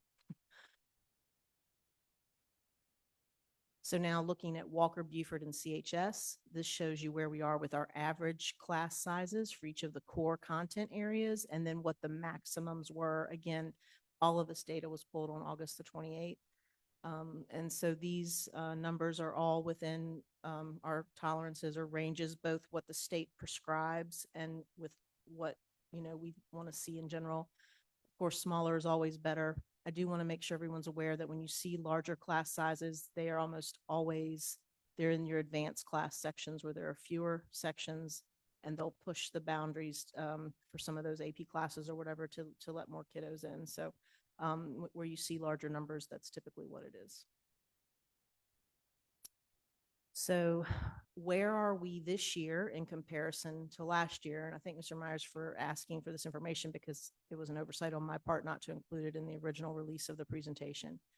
So when you look at our 10-day for this year, which was on August 27th, and the 10th day last year, which was September 6th, and I had to look at this twice, we actually are exactly the same.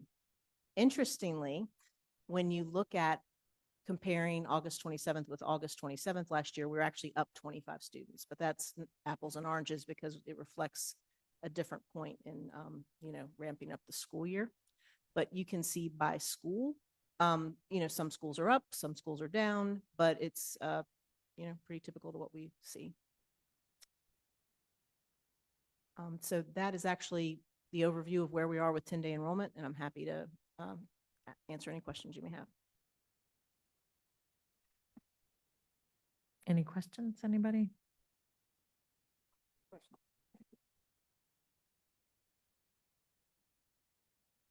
Thank you, Ms. Powell. Jackson Via, really high on the largest elementary school now. Is there a cap? Or is this why we're also doing rezoning? So every building has a cap, if you will, a functional capacity. There's a maximum capacity that's like purely numerical for any facility, but then there's what's called a functional capacity, which is more of where you want to be able to run your programs without strain or disruption. Jackson Via has been tracking as one of our faster growing schools since we did the capacity study, actually back in the around 2012 to 2015. So that is, Jackson Via is one of the spots we're concerned about. That is the reason we're going to talk about rezoning in a subsequent agenda item. And not in here, and I didn't ask for it, but what are our lower capacity elementary schools at the moment? If I'm looking at that, I guess I'm assuming it's Greenbrier, for example. Which ones are, you mean, have more capacity right now? Yeah, or not being, let's say, utilizing as much capacity as they could be. So Greenbrier and Burley Moran both were the top two schools where as we've looked at it in years past, like they had some more capacity that we could, potentially add classes if we needed to. This is something that I've not looked at in depth for this year, current utilizations and so forth. We've looked at this before for reconfiguration, right? So you have to look at what it's going to look like when we trade out preschool classrooms for fifth grade classrooms. But, yes, in general, Greenbrier, which used to be our school that was year after year when I first got here, busting at the seams.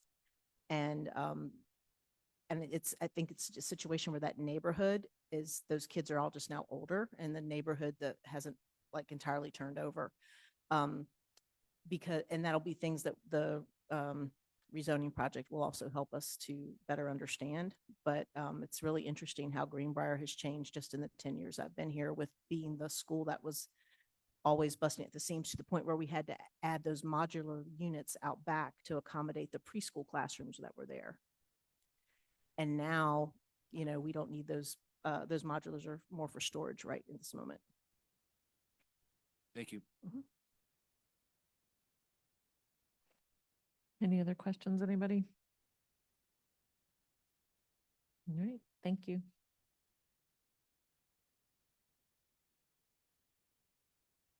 Okay, so our next agenda item is about rezoning. I actually don't remember planning this order, but it's perfect. So this first slide is just a visual for the public to understand our 6 current elementary school zones. I grabbed this image off the web. I'm not even sure if it's completely technically correct to reflect some of the things. I think it does look like that little weirdness between Burley Moran and the Trailblazer District is correct on there. But regardless, there are 6 elementary school zones, and take note that Summit in that lighter beige color near the bottom right, one of our smaller school zones geographically. It's also, I call it our school on a postage stamp. If you look at a campus map of it, there's just no room to expand it really, in limited green space.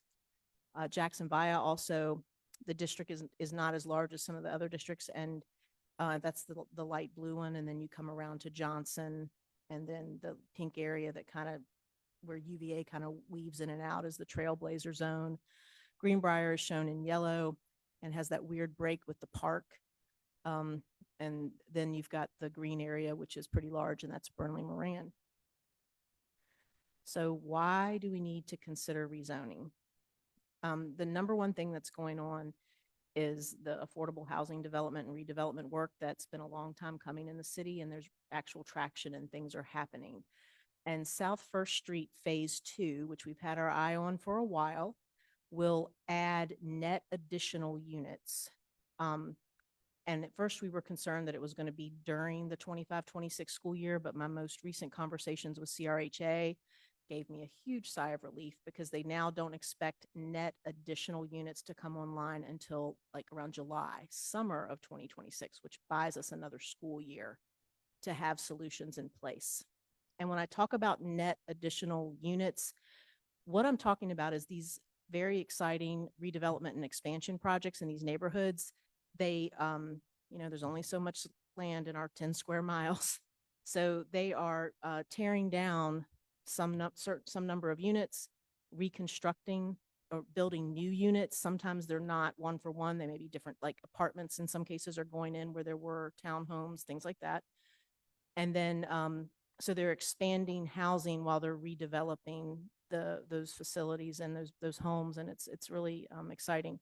So when this work first begins, it's not something that you have to respond to immediately, because it takes some time for that process to get to the point where there's actually a net addition of new additional units coming online above the number of units that were already there when they started the process. This is not a comprehensive list, but you see South First Street, which impacts Jackson Via based on our current zoning. You see Kindlewood, which is in the Summit zone based on current zoning. 6th Street, also in the Summit zone. And then further out, there's West Haven. But in talking with Piedmont Housing about Kindlewood, there's actually a project that could impact us even more significantly sooner than later, which is there's work pending on the former Maca property.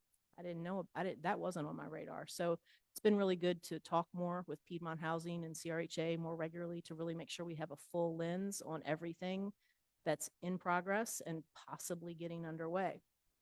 Okay, so that's thing one. That's the reason we need to talk about rezoning. The next thing that's driving this conversation is UVA student housing policies are changing.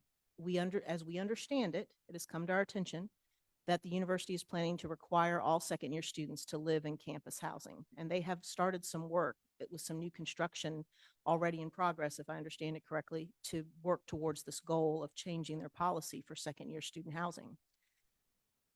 The thing that triggered the capacity study that we talked about earlier between 2012 to 2015, 16, 17 was when we wrapped up that study. It was when those high-rise student houses went up, the big high-rise student housing apartment buildings on West Main. No one who thought about that happening or heard about it would have thought, oh, that's going to impact the schools. But it significantly impacted our schools, because as students moved out of single-family home stock in and around the university into those high-rise apartment buildings, it freed up single-family home stock in the city, which families moved into. It freed up those houses. And it drove us to have about a 9% increase in our student population from 2012 to 2020. And so this pending policy change with having the second year students live on grounds is, we don't know exactly how that's going to impact us, but it's something we definitely need to keep an eye on.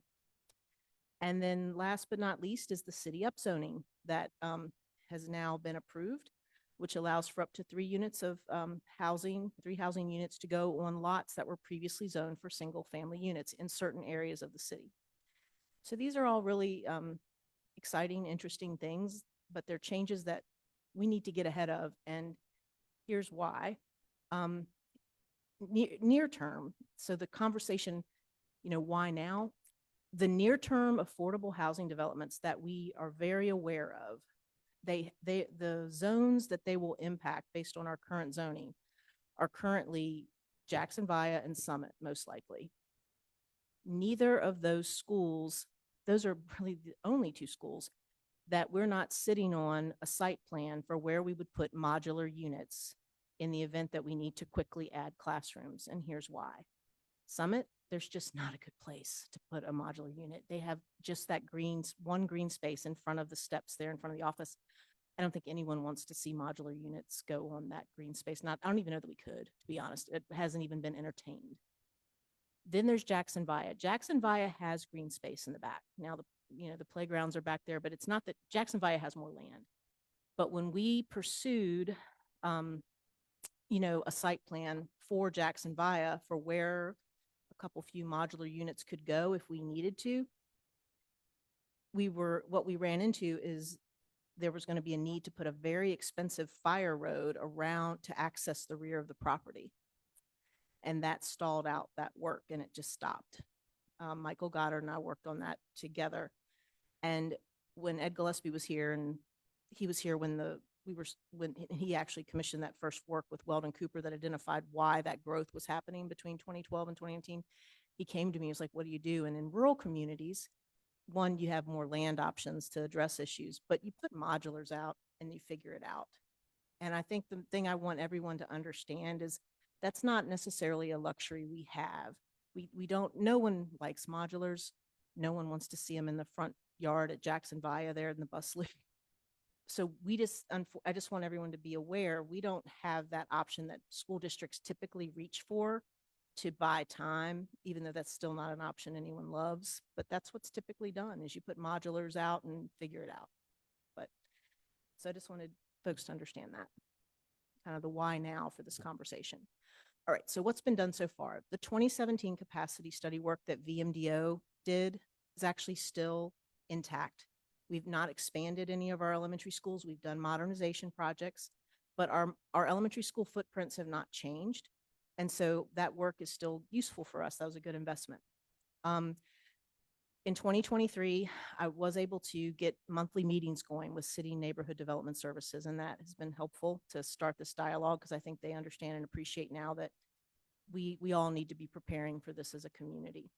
And then I initiated work with Weldon Cooper last summer, and they completed it this past July to update our housing yield rates. And I'm going to talk a little bit more about that on the next slide to explain to folks what housing yield rates are. And then more recently, we had started conversations well before this year with CRHA and Piedmont Housing, but I now have a quarterly meeting with CRHA, and we're starting to have those conversations more regularly.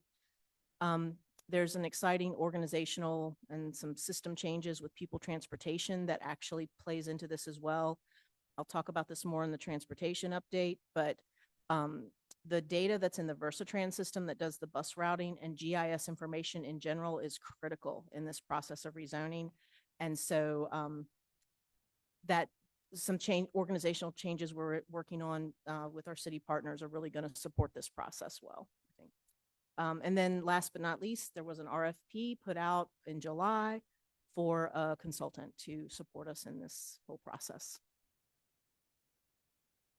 So what are housing student yield rates? Another term is student generation rates. You may also hear that. These are the rates that are used to forecast how many students are expected to be generated per 100 units for different types of housing. The different types at the highest level fall into three categories: apartments, single-family homes, single-family attached, which are your townhomes. Our rate, student yield rates are between 14 to 30 students generated for the school system per 100 housing units, but it is very dependent on the type of housing and what zone or area it's in. And this latest round of work that Weldon Cooper did for us proved out that the yield rates are significantly higher coming if the house is, affordable housing, public housing, Section 8 homes. So they kind of affirmed through their work what we sort of already knew and were concerned about, but we've got a whole report on that now, and that will be shared as part of this process going forward. I'd rather have consultants and other folks talk about those details than me.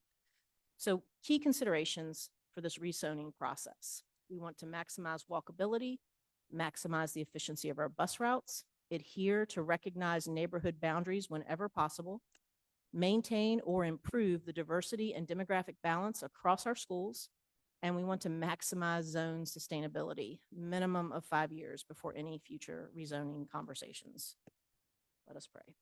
So those are sort of the guiding principles. They weren't in any particular order, but those are things we definitely want to keep in mind to guide our work. So how does this process work? Key components of this: first, there's a staff work group. It's comprised of myself, transportation, as I mentioned earlier, technology, the student information system, and Pat's team definitely have to feed this process. Community relations, of course, is a big part of driving this forward. And then our equity, inclusion, family engagement team is also part of this. So that's sort of the staff work group that's feeding a lot of data and information into the process. Then there's the Superintendent's Advisory Committee for Rezoning. The role of this group is to review the overall process, the initial rezoning options that the consultant brings forward from our data, and the plan for community engagement. And that Superintendent's Advisory Committee consists of our elementary PTA leadership from all 6 schools. The CEA, we want representation from that group, up to 3 people. 2 board members we would like to have as part of this. And then this, of course, the staff work group that is feeding all the data into the process would also be part of this advisory committee. So you have the staff work group, the Superintendent's Advisory Committee, and last but not least, the focus of all this is the community outreach and feedback, which will consist of in-person meetings, Zoom meetings. There's going to be a rezoning webpage that's fully fleshed out and used as a constant way to do outreach and also to get survey information back from the community, and there will be at least 1 public hearing. So timeline for all this work. The consultant will have initial set of rezoning scenarios from our data ready by October. And at that point, there'll be the first meeting of the Superintendent's Advisory Committee. So that would be in October. In November, there'll be public presentations like we talked about with involving all the elementaries, and then also a survey that goes out through the website. By January, we should be looking at refined options for review and discussion. Then in February, if all stays on track, there would be board action on a final recommendation. To be clear, we don't anticipate needing to implement whatever is decided to be the best way forward until, having an efficacy of August of 2026, which is great because it also coincides with the return of 5th graders to the elementary school. So we can really look at the situation holistically. Having it line up with reconfiguration like that and the grade reconfiguration is a really good thing. So near-term next steps, presently working to finalize the contract with our selected consultant. That's not quite done, so that's why we're not talking about who it is yet, but we're very pleased with the partner we've chosen for this work. We have to finalize the process and the actual timeline. I mean, what I've shared with you is a really good overview, but there'll, of course, need to be specific dates attached to all of that work. And then we are still consolidating data and sending it to the consultants and reviewing some of it together and just working to make sure that the data that underpins all of this is as good and as detailed as it can be. I believe that's the last slide, so I'm happy to take your questions. Start down to my right. Anybody have questions down to the right? Nope. I like the ambitious timeline. I hope the people that are listening members of the public, the media in the room are also paying attention to that ambitious timeline. I don't think this is going to be divisive. I think there's a clear process here, and I hope people take the opportunity to engage in that process and allow us to make a decision along this timeline, because I think that's important and it makes sense. So thank you.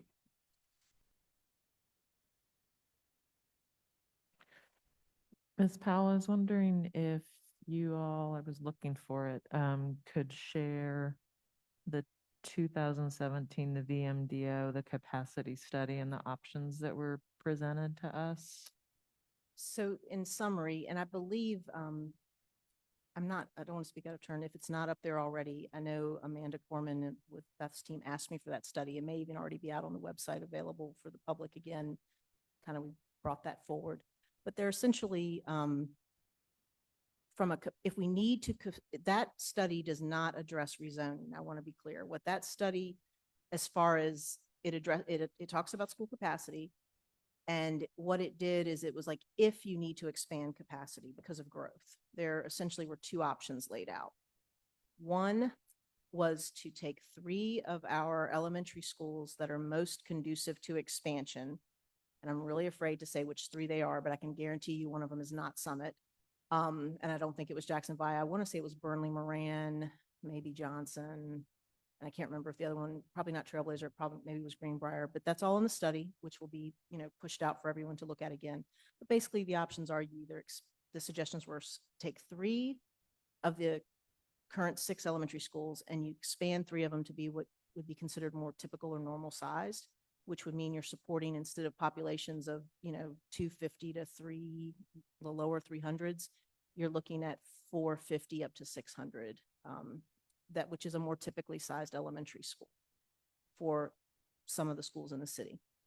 That was one option. The other option that was entertained is just looking at the Walker campus where the preschool center will be constructed. That property where Crow Pool is, and then it connects on into the park. There was some discussion of whether a new school could be built on that campus. That would be a 7th elementary school if there was an aversion to having different sized elementary schools within the city. At the highest level, and there were no deep discussions about it, those were things that were trotted out because, again, unfortunately, we don't have green space. Now, we did acquire K-Tech, which has green space, and it's just outside, it's contingent to the city. So that is there's some greenfield options there that weren't there back when the study was done. Yeah, I feel like they did such a nice job with the renderings of that and even some pricing, which I know would not hold today necessarily, but it just to kind of get everybody up to speed as far as what each individual school could look like. And then, so if we have that, I don't know if we can have that and share that back out, or just let us know if it's on the site. I'm actually wondering, since Amanda asked for it, we didn't want to push any website without starting to have public conversations again, but we had already started that work. Amanda had asked for it. So Ms. Corman had asked for it. So if it's not already available on the website, we'll be pushing that out more and making sure people know all that information is there. And then, sorry, I didn't mean to jump. I don't know. But anyway, the question about Jackson Vi, I remember the conversation about just the barriers and the challenges as far as putting modulars there. But I thought recently Mike Goddard had said in maybe last year's CIP that they were looking, or they had found a workaround. Well, I've just keep bringing it up because I'm worried, and I'm like one of those people, when I'm worried, I just keep bringing it up. And Mike Goddard is a great partner in our work. And so I know he's been kicking it around to see what else is possible, but I don't know in this moment what the solution is. But I know that I feel like the city is certainly going to want to work with us to figure things out if that becomes a necessity. But what I also want to say is, again, the goal in rezoning is hopefully we may not have easy options to put modulars where we believe the biggest impacts are going to be initially. Hopefully the getting on this rezoning process now, heads us off ever needing to purchase modulars. But it's just now is the right time for the conversation to be as thoughtful and proactive and fiscally responsible as we can. Thank you. Any other questions? I think for board members, if anybody has an interest in being on that advisory committee, if you'll just reach out to me, and we'll kind of look at the who and which, and ideally, I'd love to get one from each cohort, but we'll see who has an interest in the time. Do you have any sense? I know I had run this by you of when those meetings or those committee meetings might be. I think that'll be forthcoming probably by next week. I mean, we know the time frames. We haven't set the actual dates, but I think it's possible to get dates out there within the next week. We felt like tonight we needed to really make sure people understood the process and the why behind it. I mean, during the work hours, 8 to 5 or Oh, evening? you're asking about evening? timing. Yeah. Well, specifics. because we are, it's going to need to be something that's after school hours because we've got CEA representatives, hopefully, as part of this. And so it's going to need to, typically when we're dealing with these types of things and we are needing staff to be involved, we schedule it for soon after or near the end of the school day, towards the end of the school day. Great, thank you.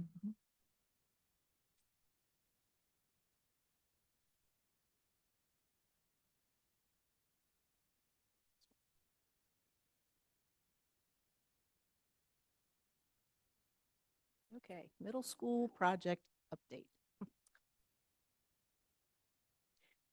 Sorry, it's a little weird to be up here for so many. Do you want me to just go continue? Is that okay? All right, great. So this is actually a really, I think, a fun update. So this is where we were the last time I gave you an update, which was the end of February. And still a lot more dirt than walls. And here we are as of August 28th. So again, whoopsies, hold on. I got so excited. February. Now, I love this. Really quickly, all the structural steel for the new buildings is in place. All the concrete floor slabs for the new buildings are in place. Exterior sheathing is in process. Exterior brickwork, which that's going to really start to make it look more like the end product. That's starting this month. Roof installation well on its way. The geothermal wells, which I talked a lot about in the early updates, finally are pretty much done. And then as far as the rest of the site work, we are in negotiations for when half of the new field will be turned over to Parks and Rec for maintenance and be available then to be used.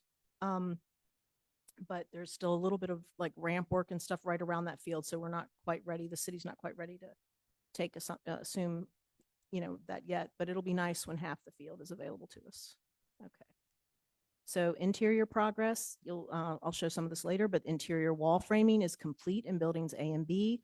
And then beyond the walls, there's a ton of mechanical, electrical, and plumbing work that's either close to completion or done. And then wherever the work has been done and it's been inspected, the sheetrock is actually going in now. So we have sheetrock going in some areas. Metal staircase, one of the staircases is being installed. Some utility work. There's a lot going on. It's great to see the progress. So beginning with the end in mind, this is where we're heading. This is an overview of the new Charlottesville Middle School campus. This view is just to remind everybody kind of what's where at a high level. So the performing arts space is still the performing arts space, but it'll be renovated. And then the current A building, if you will, that will be like the 8th grade area, and that core, engineering lab area is still in that space. So that will serve multiple grade levels. But then the 6th graders have their own sort of building, if you will, in the end product. And on the lower level of that is the studio arts, which again, so there are components that serve the whole school. So if the engineering piece remains in the 8th grade, the studio arts are in the lower level of the 6th grade building, and then the 7th grade building, the lower level of that has the fitness studios, and that building connects to the new gym. So what I'm going to do is kind of take you all around the building for folks to see what they can't necessarily see from where you can stand right now. And I want to remind everyone, this is a occupied construction 2-phase project.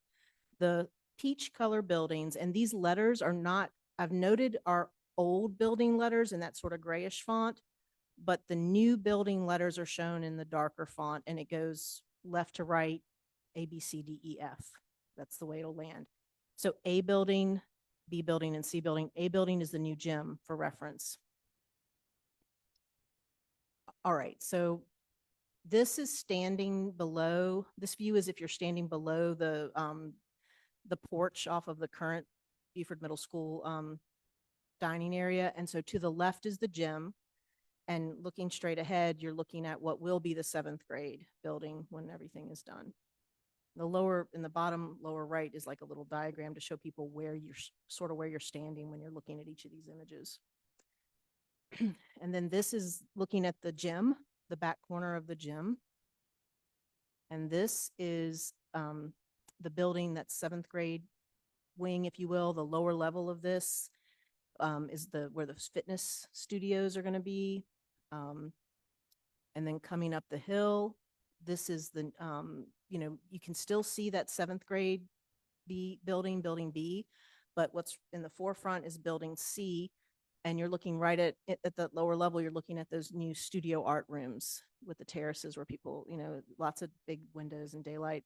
And that's the 6th grade classrooms above that when this is all done. And then this view shows you coming all the way up, and you can see where we're back at the bus loop, and you're looking at that building C. And building C, when this is done, when you go up there, the entrance, the main office entrance and the main administrative suite is right there up to your right, coming into building C.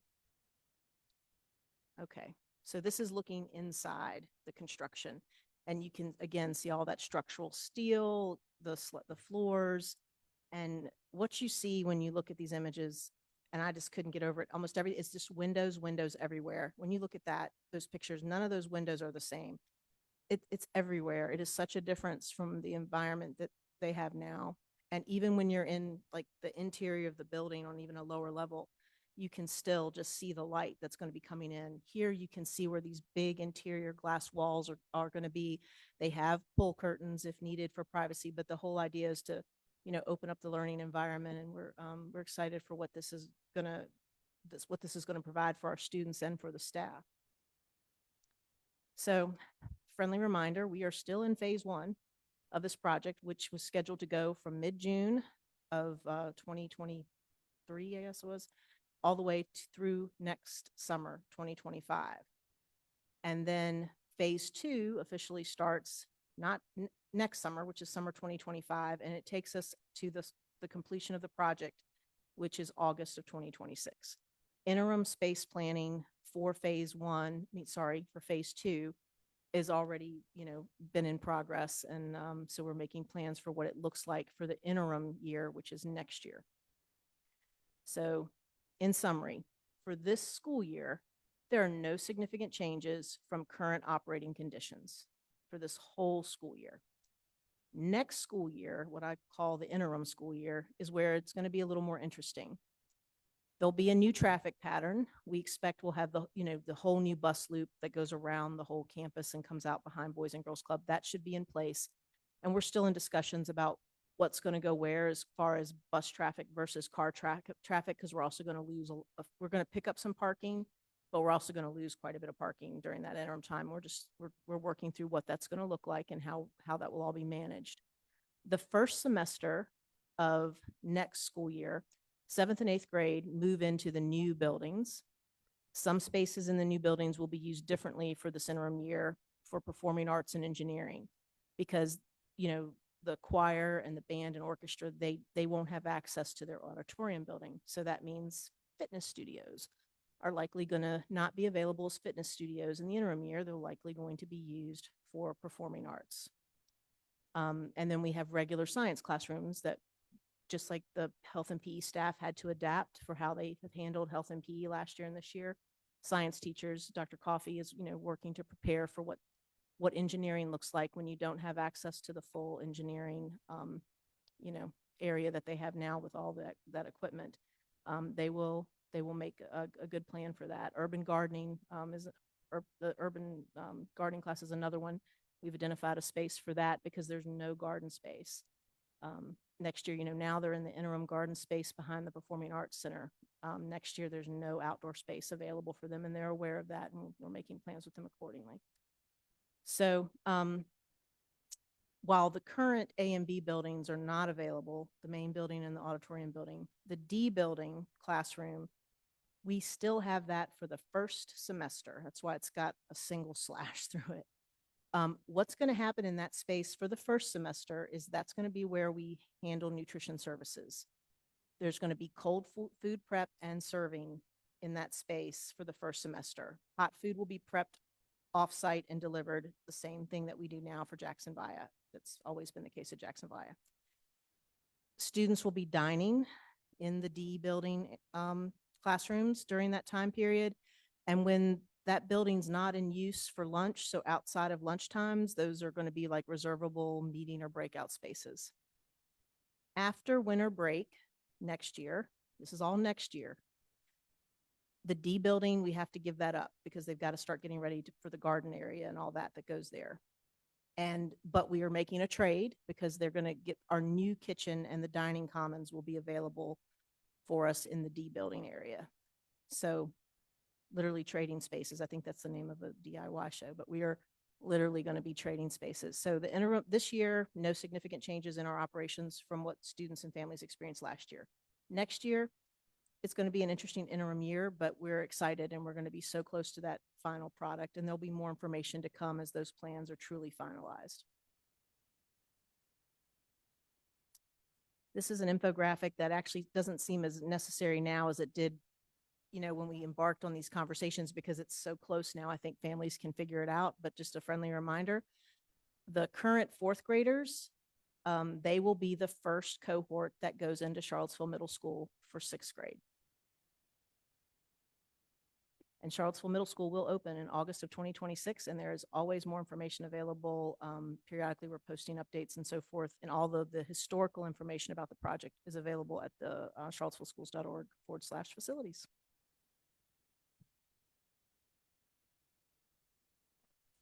Any questions? Can we keep on rolling? Can I infer from your last slide here where you say Charlottesville Middle School will open on August time. 2026? You're on time, and On time. how are you doing on budget? So the reason Beth Chuck's going to chuckle at this because she wants me to put that on the slide. I feel like the budget story with this project is always going to be the story for the city to tell and not us, because I don't manage the project. But every construction meeting that I sit in, all indications are that it is operating within budget. And I asked that because we haven't had major change orders. We're not giving up anything that we thought we were getting at the beginning or anything like that. Nothing as major has changed or anything like that because of increased costs or anything. There's some trade-offs. Some things get dropped, some things get added. There have certainly been additional costs early on, way more rock than anyone wants to see in a construction project. So certainly there are change orders, and they're into contingency for sure, but contingency is part of budget. Thank you, Kim. This is very exciting. Great presentation.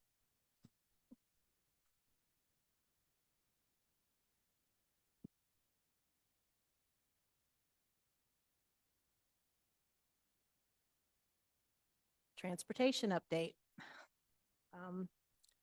So where we are now, as of August 28th, when we put this presentation together, still no wait list. Yay. I appreciate Beth and her team. They put that in colors because I want it to pop. It is nice. We have 15 pupil drivers, 4.5 relief drivers, 2 of which are CCS staff. Relief drivers are not available to drive every tier. They have limited availability. So for example, some of our employees, if they're elementary, they may only drive a route for their school, that type of thing. And there are 3 leads in addition to the 15 pupil drivers.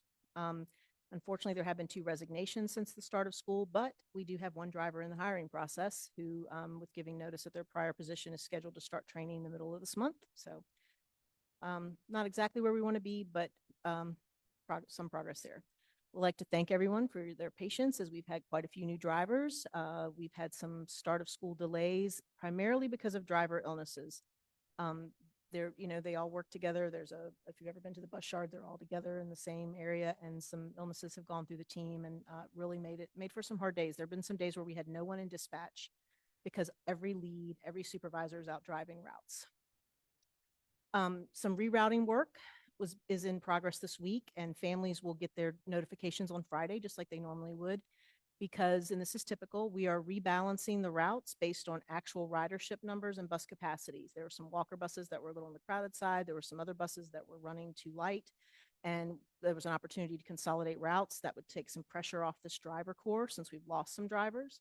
So Renee Duvall has been working hard and quickly to get that done. And also there was one GIS boundary issue when some new housing units came online. The system in error picked them up as not being in the walk zone when they should have been. So there were about 5 families that we had to tell, sorry, but with this rerouting, you can't have bus service when the rest of your neighborhood doesn't have bus service. So we're handling that, but that's sort of where we are by the numbers. And then looking ahead, I touched on this earlier. We're very excited. I'm very grateful to Deputy City Manager James Frias for his help in having conversations about how we can work better together with transportation. And with his support and support from Sam Sanders and the team in the pupil office, we are moving forward with the change we've been talking about. I've been talking about since 2020, with taking the position that does the technical work, the routing work, special needs transportation planning, and a ton of work that actually will support our rezoning work. That position is actually going to come out of the contract and come over as a city schools employee. Effective October 1st is what we're working for. This was really important for a lot of reasons, and we're working with the city to determine what the refund should be on the contract, because now we're going to pick that position up for the rest of the year. And in conjunction with this, we're pulling the Versatrans system over to so that instead of that system being a city IT responsibility, it's so integral to what we do. And there are features of that software that we recognize we haven't been using, some of which were actually already included in the system, some of which we'd like to add on. But so grateful to Pat and his team for their willingness to also support this transition. I'm very excited for what this move is going to mean for just our continued improvement of pupil transportation. In the big picture, we are in year 3 of our new approach to school transportation.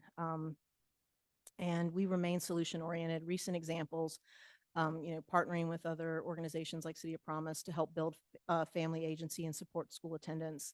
Partnering with the city. This is a big one that we started from year 1. We started out looking to improve bike and pedestrian infrastructure, and this list is just a snapshot of the most recent bike and pedestrian improvement projects that have been done around the city, and there's always more work in progress. This is one of those things truly we're never done. Every month we meet, we're always talking about the next thing and the next thing. So I think that's just been a really great thing for the city to come out of all this. We are definitely still not alone in the transportation struggles. We learn from other communities and other communities learn from us. We'd mentioned, last year that other places that had reached out to us were Raleigh, North Carolina and Winchester, Virginia, and we shared with them some of the things we were doing. Our own communications team presented at a national conference regarding how we handle the transportation crisis. And then our City Safe Routes team, we knew they were part of national conversations because of the other communities that reached out to us. But at this point, Kyle Rodland is being asked to speak at national conferences about the changes we've made. And one of those is the National Association of City Transportation Officials. That's NACTO. And that was in Florida in May. He was a presenter there. And then he's actually been asked to speak with the Virginia Bicycle and Pedestrian Advisory Committee. So the state advisory committee has tapped Kyle to be part of that work. And so, again, we're not alone. And we are always hiring. Of course, for my part, the crossing guards, they are CCS employees. Starting rate is $16 an hour. There are also volunteer opportunities. Substitutes are probably our biggest challenge. Like similar to what I was describing with the buses, we have some days where Julia, who's not here tonight, but Miss Green is out a lot covering, and I've been out some, and then so we're scraping the bottom of the barrel. And so that's just the reality, but we make sure that we cover everything we can every day. And then the regular and relief bus drivers, those are people who are interested in that. Please go to the city's website, and we're grateful for anyone who's interested there. I think that's the last slide. It is. Questions? Any questions? Thank you, Kim. Again, very extensive the capacity to do field trips, support athletic, extracurricular activities, all that do we have all 100% capacity to meet all needs there? So, what I will say is that the pupil transportation, and I was so impressed with this, they reached out to us before we even asked.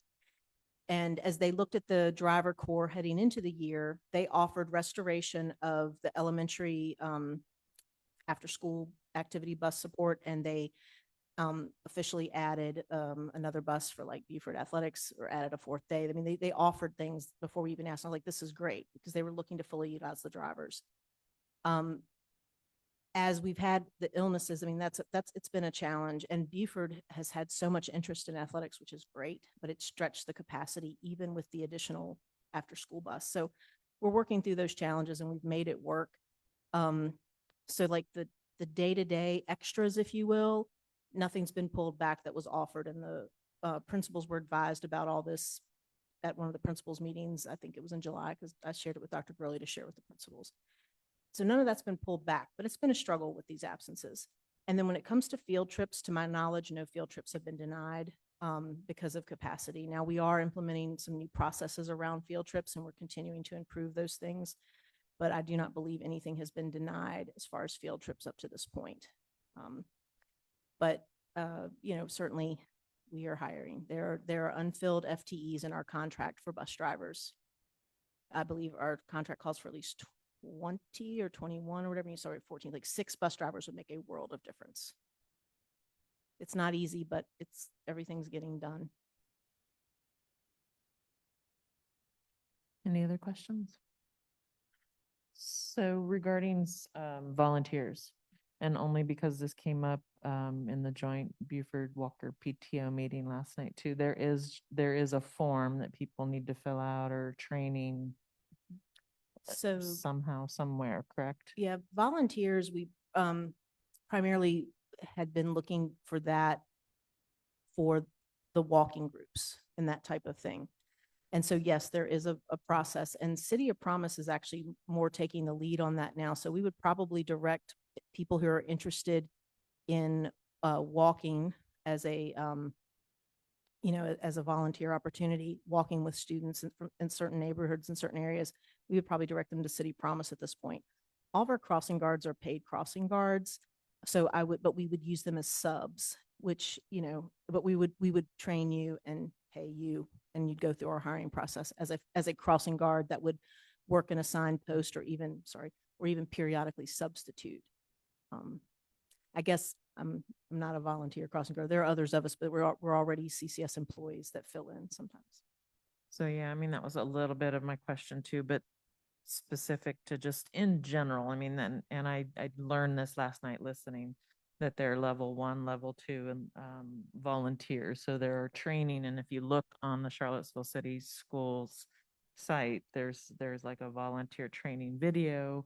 Anyway, I was going to go do it just to do it and see what it was like, but to throw my name in there officially as a volunteer for some of those substitute needs. But did want to just take a minute, since you talked about volunteer needs, just to kind of blast that out in the meeting here, that people who are interested even to come in to schools to volunteer, you need to go through this training.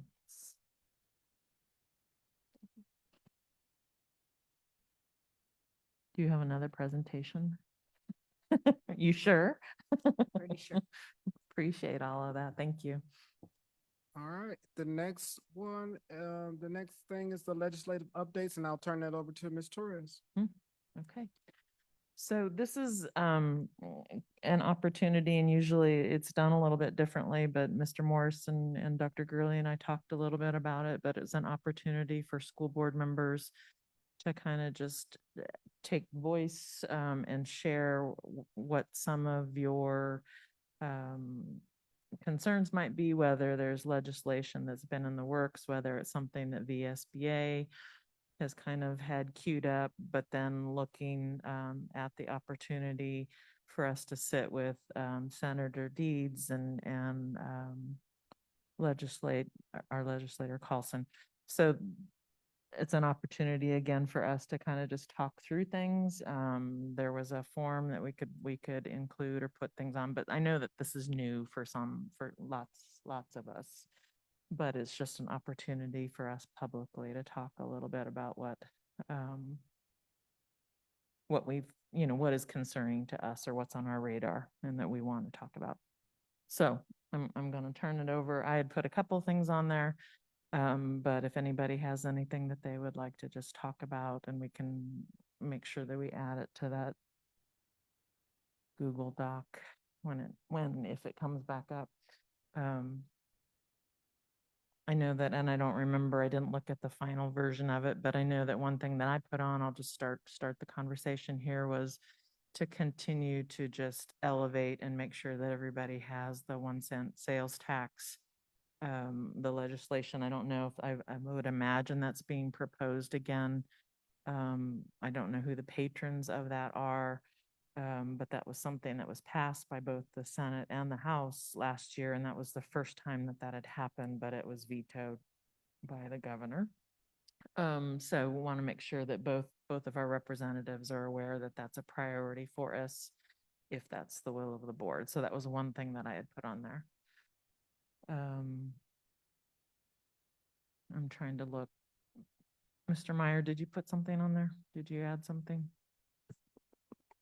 Yeah, it was related to that. I mean, it would be great to see that again. I mean, in general, I would like to see our school board have more, for lack of a term, ability to raise revenue ourselves. So either taxing authority or something like that.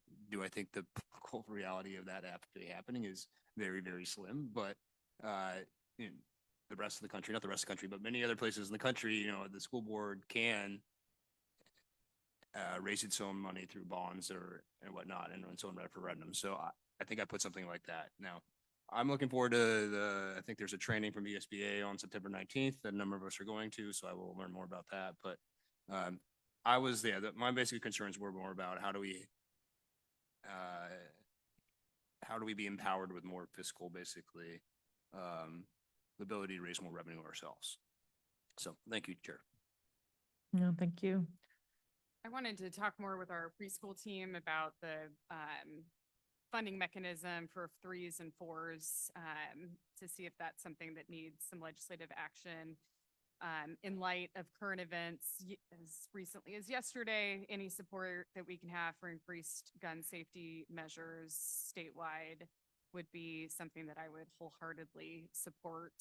Our local legislators advancing policy to the extent that they can. So, Chair, one more. I remember there was the Joint Legislative Review Committee last year came out with analysis basically of how messed up the black box kind of funding is and how it needs to be adjusted at the state level. And that's not something necessarily we can control, but again, I think VDOE and the governor's office controls. And so I think there was the call, and my other ask is that they implement the recommendations of that report, which would make it basically adjust the standards of quality away from kind of the messed up, very low ratios that no one follows, where you're supposed to have like one ESL teacher for every 50 ESL kids or something like that no one utilizes, to something that's actually more realistic and is representative of our district and everybody else. So that was the other point I had. Sorry. Thank you. Along those lines, and I don't know, I don't think it came through the JLARC, but I know that Delegate Hudson had emailed me a year or so ago that I was interested in prioritizing somehow, and I think, oh gosh, if it was Senator, I'm drawing a blank on the name, standards of measure, but basically looked at the physical measures and quality of actual physical school buildings. So making sure, and I know that I think that was accepted. I don't know if it's been implemented yet, but I did want to at least get that on our list to talk to Senator Deeds and Ms. Carlson about that. And then along the lines of our ELL students, and I don't know if I know this was changed. I believe I saw something in an article this morning about how we're going to report or what the requirements are for our ELL students. Where they don't have to take the test for so many years currently, but that time is being shortened, I believe. I'm seeing heads nodding.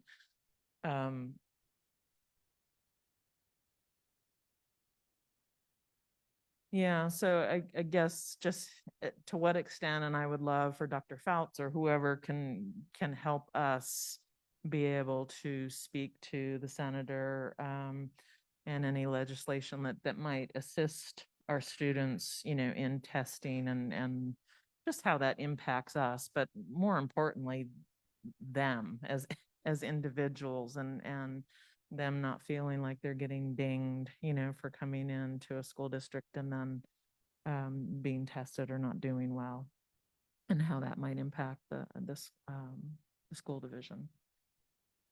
Mr. Morris, didn't you have something?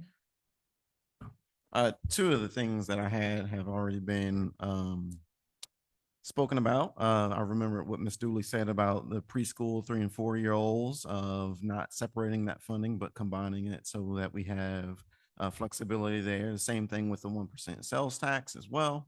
One of the things that I thought about, Mr. Meyer, you could probably speak to this better than I could, but the sustainability with Dominion Energy of not being able to put, X amount of power onto the grid. I thought that would be a good thing that we should take upon, or we should take up, considering that as a public institution, this is our way of making sure that we can, we are shrinking our carbon footprint, but also ensuring that we can provide more services in terms of electricity to the rest of the public that might not have an opportunity for renewable energy. The other thing I thought about, and kind of we touched upon a little bit today, and I'm going to clarify something what I believe Dr. Gurley was referring to, and you can tell me if I'm putting words into your mouth. You were referring to testing, and I think what you were referring to is that there at times can be like a cultural difference when it comes to testing. And I think one of the things that as a school board we should consider as a legislative priority is trying to get more flexibility from the states, particularly maybe SOLs, of how we assess our students. Testing is only one level of assessment. A project could be another level of assessment.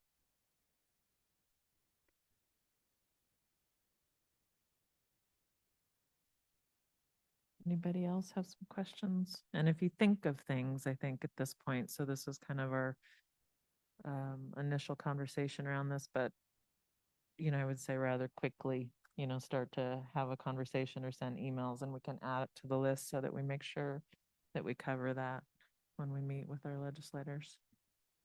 One other item I wanted to mention, we have talked about substance abuse, mental health counselors in particular, but really putting an emphasis on substance abuse, not just blanket mental health support, but really making an effort to address substance abuse disorders where we see them and making that a priority. So, and then just keep in mind, everybody too,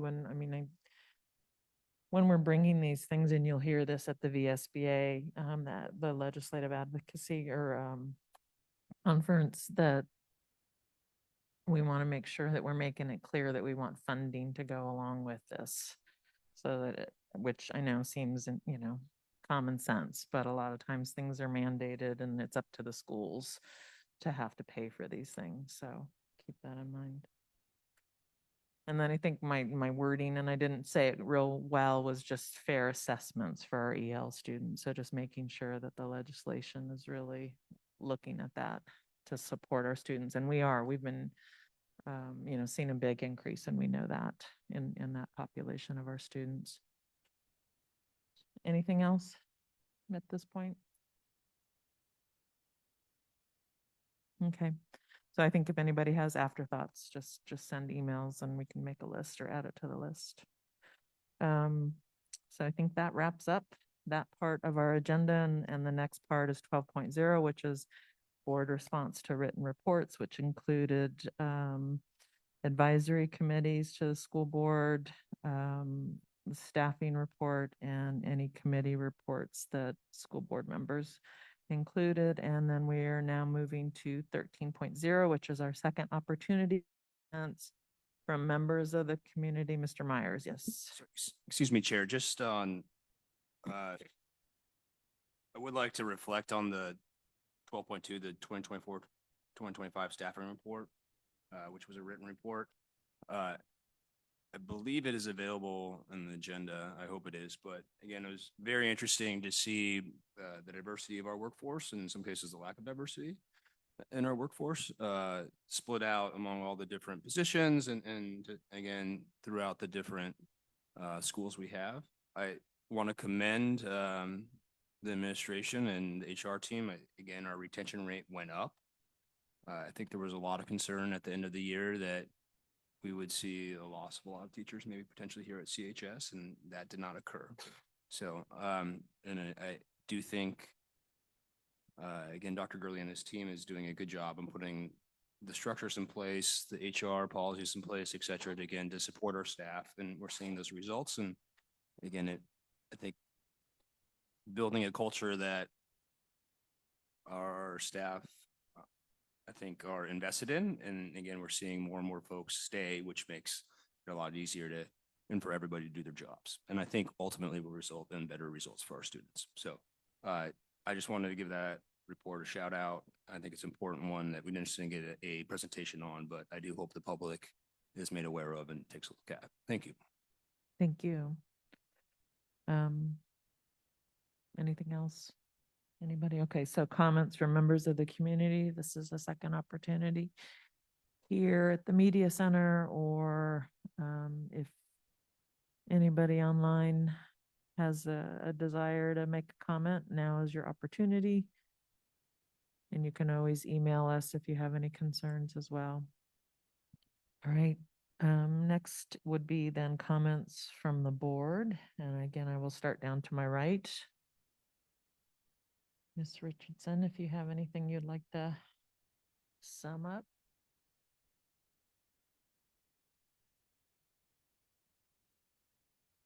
I think I just wrote down that it's always exciting and I enjoy hearing the updates, what's going on with the construction with Buford in our middle schools, and just that was like my highlight tonight. So thank you guys.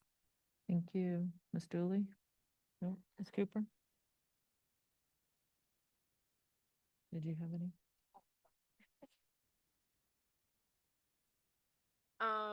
I just want to thank all of CCS staff for the hard work and providing the information that we've requested. I also wanted to share some information as I'm a part of the Public Education Foundation. And it's a grant opportunity for teachers and classrooms through the Public Education Foundation of Charlottesville and Albemarle. This information will be sent out either this week or the beginning of next week with information for teachers and classrooms to be able to apply. The deadline for the grant to submit the application is due by October 31st, 2024. This is an opportunity to get a mini grant starting at $499 to up to $4,500. So I would hope that some of our teachers at CCS take advantage of this opportunity and apply, as this could be a great opportunity to engage with your classroom, you know, and receive some stipends to kind of help with whatever the things are that we need. Thank you. Mr. Morris? No? Ms. Burns? Mr. Myers? Thanks, colleagues, and I will be brief. One, I want to reiterate, I like what we're doing in CHS with the cell phone away and all day policy. I think I want to thank the board for last year. I think instituting that policy. And while I think there's been bumps in the road, I think we're starting to see the results in it now, and a more full implementation of that. I think we'll see better results at CHS. So thank you to Dr. Malone and his team and the rest of the administration, but I do hope to see that continue to be focused on, and I think it will, again, improve a lot of results in a lot of different areas of our operations. Second, and again, colleagues, just kind of signaling out there to what I'm thinking about. It doesn't necessarily mean that we're going to go, but I do know we'll be reviewing our schedule, the school schedule going forward. And I wonder, colleagues, if that's going to be an opportunity to think about how we adjust that to get better school results rather than keep on doing what we're maybe doing currently. Is there a way that we can schedule the school year better to get better results in the future? And so,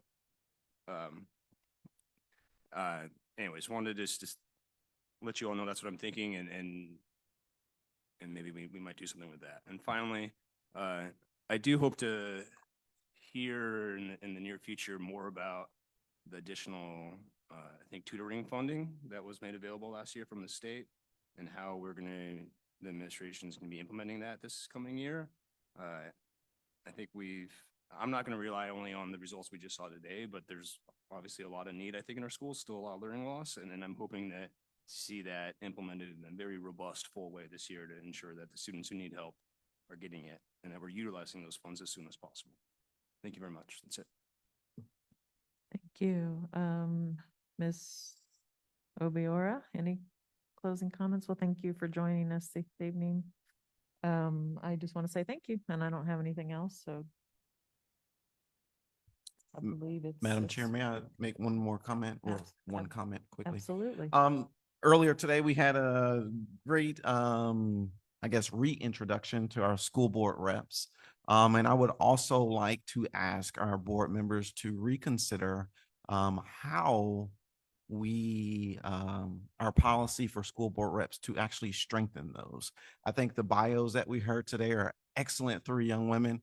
And I think we can really utilize their voice and their expertise. So although they can't vote, they can help craft policy that would be effective for them. This has taken place in other school districts, and I have some information from last year's VSBA that I'm happy to provide to you all. But I think it would be very valuable to our school board reps, not only now, but in the future, to find ways to strengthen their voice and really engaging in our board meetings. Even the student report, I think, is excellent and has been utilized very well in terms of how school board reps are engaging with their peers and then bringing it back to us. But think about how much more powerful that could be if the 3 of them are getting together, working with school administration to come up with a policy at the end of the school year and providing that to us. So I have some resources that I will be happy to share with you. Thank you. Thank you. I always get excited when I hear you talk about that, so thanks for bringing it up again. All right, Dr. Gurley. I just have a couple of announcements. I just want to start with by acknowledging the events from yesterday.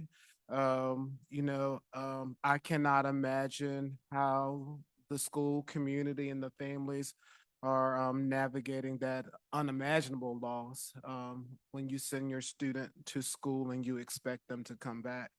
And I just want to acknowledge what Miss Julie said earlier, that it is about legislation and gun control and all of those things. And just acknowledging that there were a lot of educators on yesterday who kept students safe. And so I just want to thank our staff members for what they do daily, because it's heavy when it's heavy on those days. And then the next day, when you have to come in a space knowing that someone in the world was doing what they love, and this day is not the same for them. And so I just want to start by saying that here in Charlottesville City Schools, we do acknowledge what happened. And then we just stand with their family. I just also want to make an announcement that on September the 19th, there's a fireside chat that's being hosted by the First Lady of Virginia. She will be hosting the author of The Anxious Generation, which is the book we've referenced a couple of times, about the cell phones and social media. So she will be hosting the author, and that will be streamed to public schools around the Commonwealth.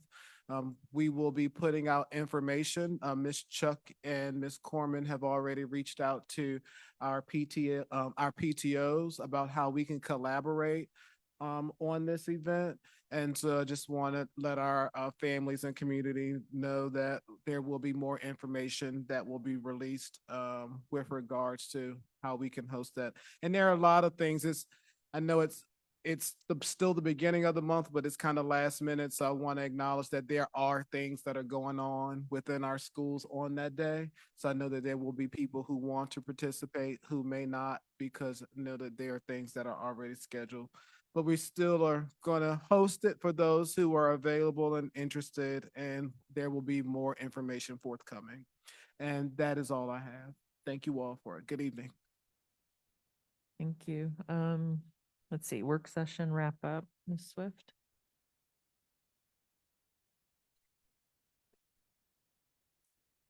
A couple of things.